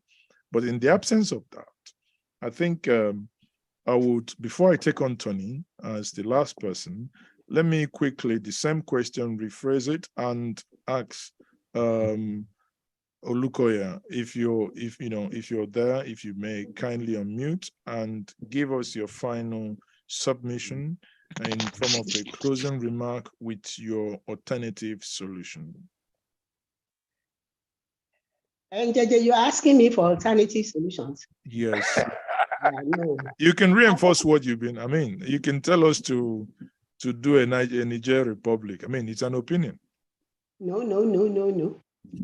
We started this thing because we realized that, like we've been saying all along, we didn't make this constitution. They stole our sovereignty. Each of us, Yorubas, Igbos, whatever, Jukuns, they stole everybody's sovereignty. And they patched us all together under one constitution. When our founding fathers put us under 4 constitutions, in fact 5, including the federal government. So we don't have plan B. We don't have plan B. Maybe the only differences, small differences may be when we get our sovereignties back, when our sovereignty is in our hand, we now go for referendum and plebiscite. It's possible that Ijo and maybe Shekiri or whatever may decide to federate together. You understand? Or Yorubas themselves may decide they want a confederation. That may be the only difference we can have. But to have a plan B, that we have an alternative solution, there's no alternative, there's no solution to our sovereignty. We all want our sovereignties in our hands to determine our future, to educate our children the way our culture and demands. Because we are all different cultures. And the way we want to educate our children is not worldwide. Education may be worldwide, but the way to it is not.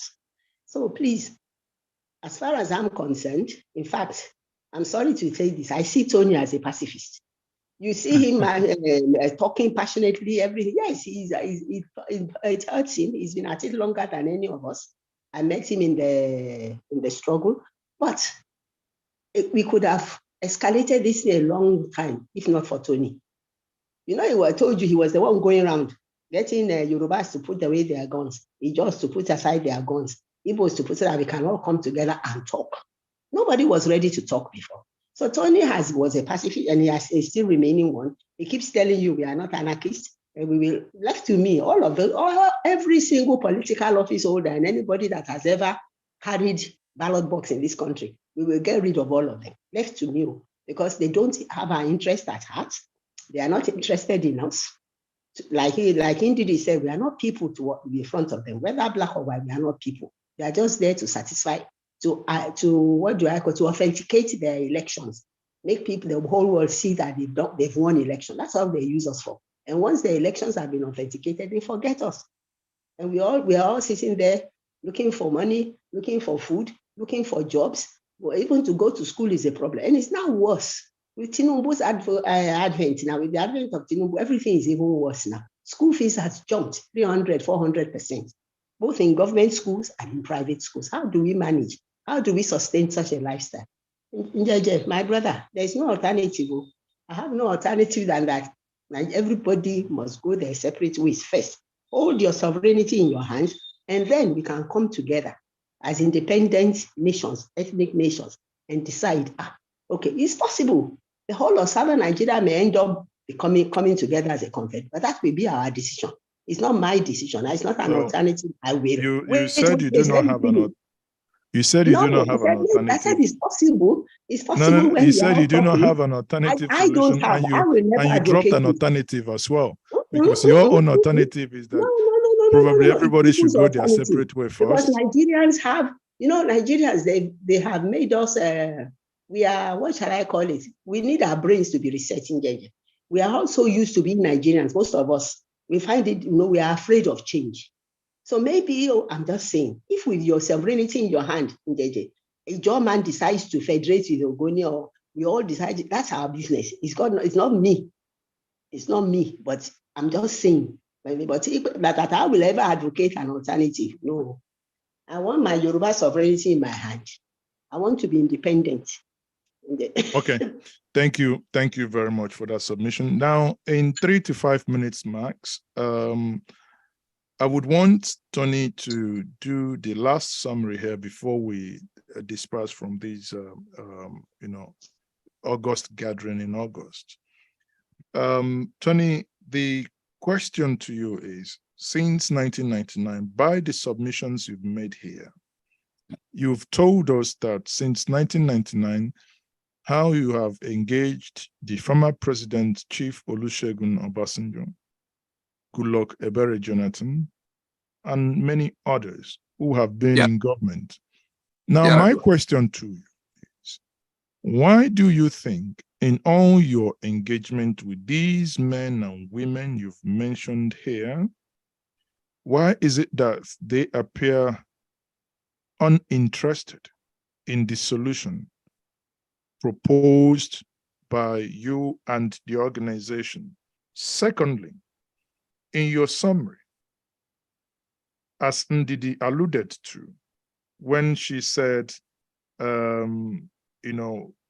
how to bring down the 1999 Constitution, I would say, can you expand on that narrative that she posited here? How could you, or how could anyone, bring down the 1999 Constitution? By these two questions, I'll yield and say, well, once you're done with it, then we can call it a day. Thank you very much once more, Tony. Yes, thank you.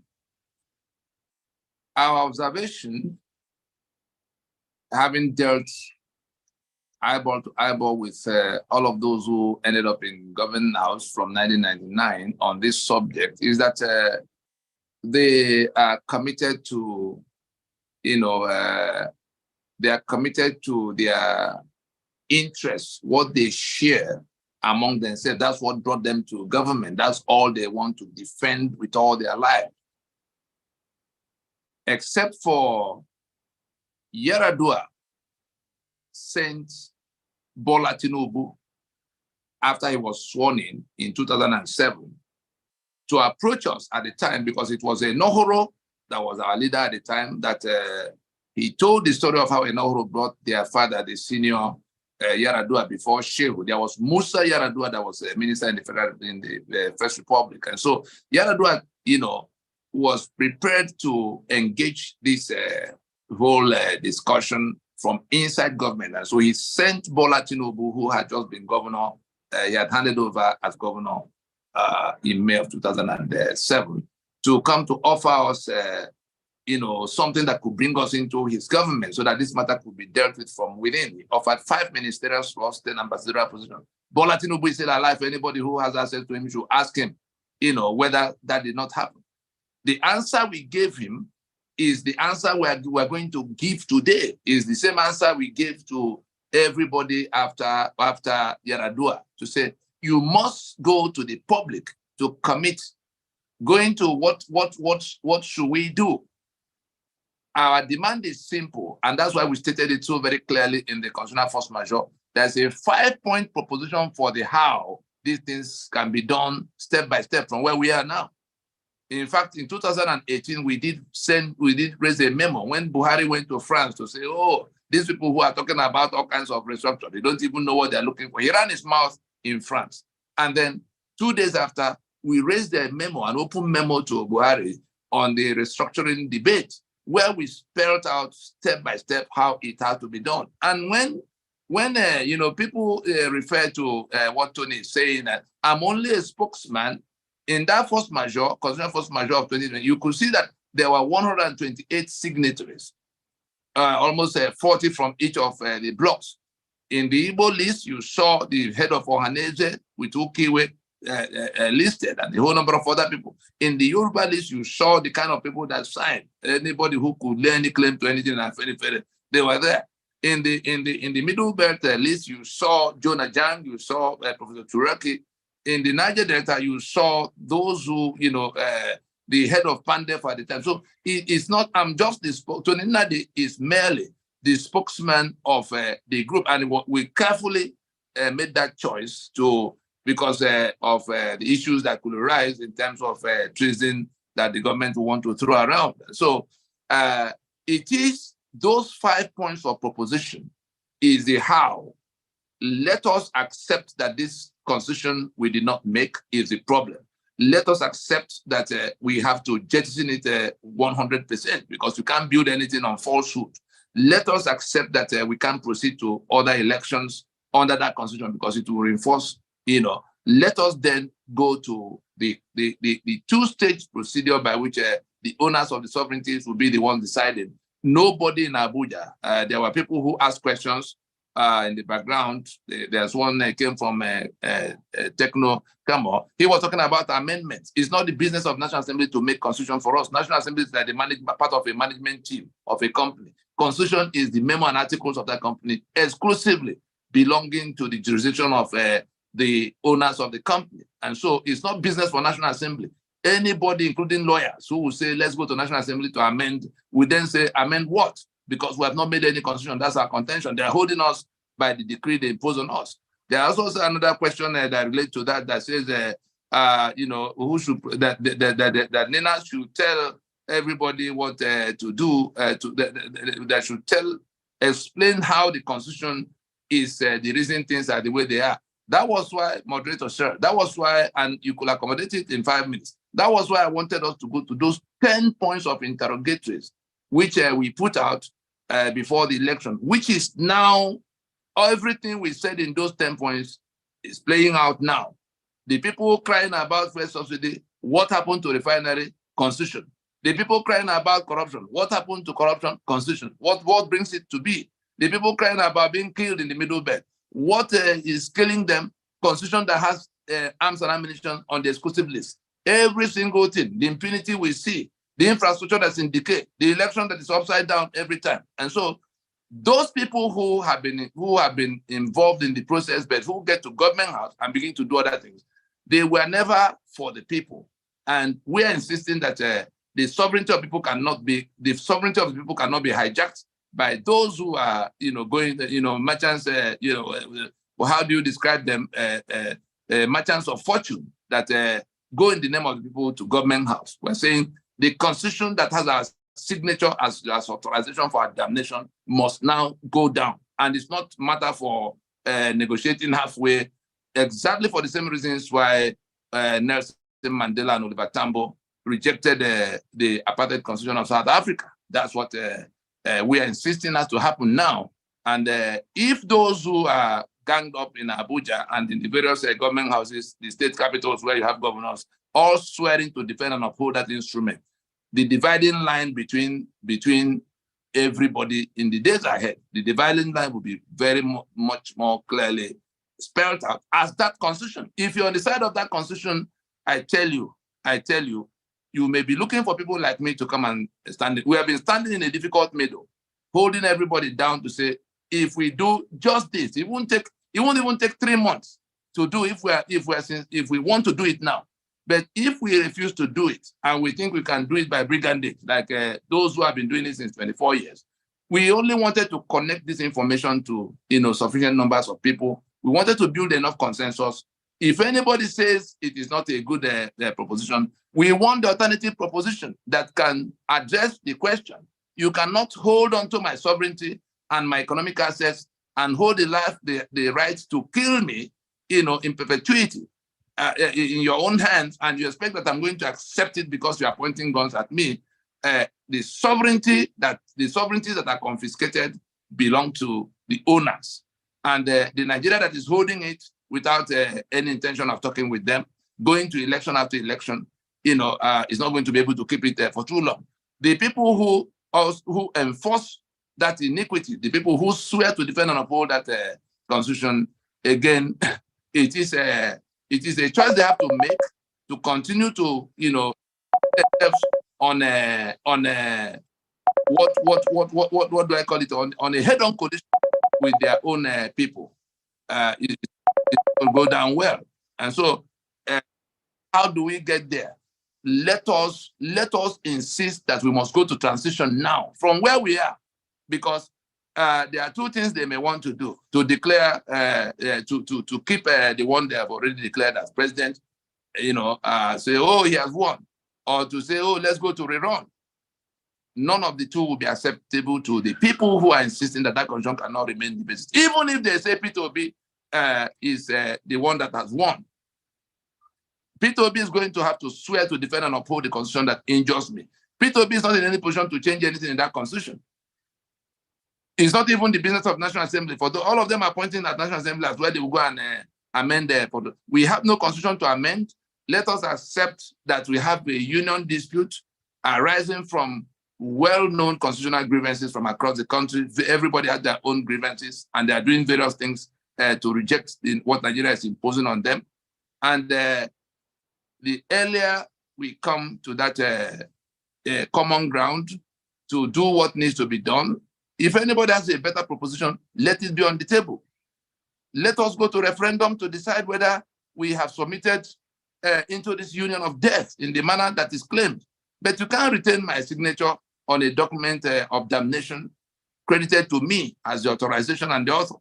And then I fold my arms because you are blowing siren. It's not going to go down well. I think that's where we have to. Ninas is right. If anybody has a better proposition, let them come forward.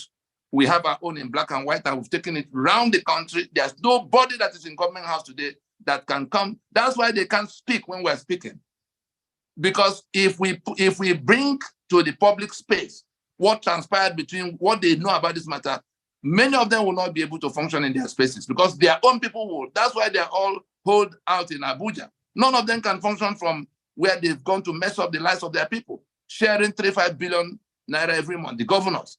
And then the ones who become president, look at what has happened. In fairness, Jonathan put his life on the line to try to solve this problem. These same people that became APC, make sure they bastardize the entire process and they grab power. See what they've done with it. And so if we have now come to it where it is a Bola Tinubu that will now be stronger than Obasanjo and stronger than Buhari to prevail with this constitution as its basis, I'm just sorry for him and the people who are, all of those he's now sending their names to become a minister with him. This, whatever happens to that presidency will happen to the nominees that are dancing around in the National Assembly. I think we can. Thank you. Thank you very much. That's a very fine place to anchor this evening's conversation. But let's no one be under any illusion that by only one town hall, that is very different anyway, I must note. This town hall is indeed very different. So let's no one be under any illusion that a one-off town hall that is very different is going to be the single and the most, the golden bullet to kill the quagmire or the monster tormenting us for so many years. There are and there is going to be multiple of them happening over over time as we progress. As we said at the beginning when we started, we must note that this is part of understanding the quagmire that the nation has found itself, where the petrol prices has gone through the roof, and a lot of prices from commodities and etc. are increasing astronomically, and the nation is indeed at a precipice. And NINAS has put this together as a means of driving the conversation civilly, to have that civil conversation where alternative means will be looked into. And this evening, we've had that conversation. And once more, I must say to all of us, those who've joined us, those who spoke, that it is indeed a pleasure having all of us here. We had, those in the list to have spoken, ranging from the president of Labor Union, and we eventually had Ibuchukwu Ezike, executive director, CLO. We had from Reverend Dr. David Salami, who is from the Yoruba delegation to NINAS, and we had Tony Nadi himself, a barrister of many years, a co-convener of NINAS. Otumba Shade Olukoya, also co-conveners of NINAS. We also had from Ndidi Uweche, who is also part of the NINAS. So many people spoke, and we believe that the next outing, will have more from various entities that are hurting. As you all know, we may wake up any moment from now to find out that somewhat Nigeria is in a war with our neighbors. Think about this. Someone said something that got me this evening. Many of the shoe shiners we see and interact with, those that sell onion, most of the Okada riders that we know, that many of us call Northerners, are actually from Niger Republic. These individuals that have become brothers somewhat because they live amongst us, suddenly, based on the leadership decision that we think has some serious element of colonial and imperialistic thinking and arm twisting to it. We may, in the next couple of days, if not hours, find ourselves in a regional war that we should not engage in any way, shape, or form. Let's think about it. Let's know that it's part of what we are saying. When the leadership is right, there must always be alternative to dispute resolution. On that note, I say thank you once more. I'm still Maaz Ezok, and this is Njenje Media TV. And this evening town hall was conveyed by NINAS. Njenje Media TV offered the platform to host this conversation because we do believe that it is always better to judge than to war. On that note, those of us watching us on various social media platforms, We thank you for joining us. If you haven't subscribed to us, please, by all means, do. If you have, subscribe to us, like, share this video with others so that at the end of the day, it will get to everyone. Thank you once more.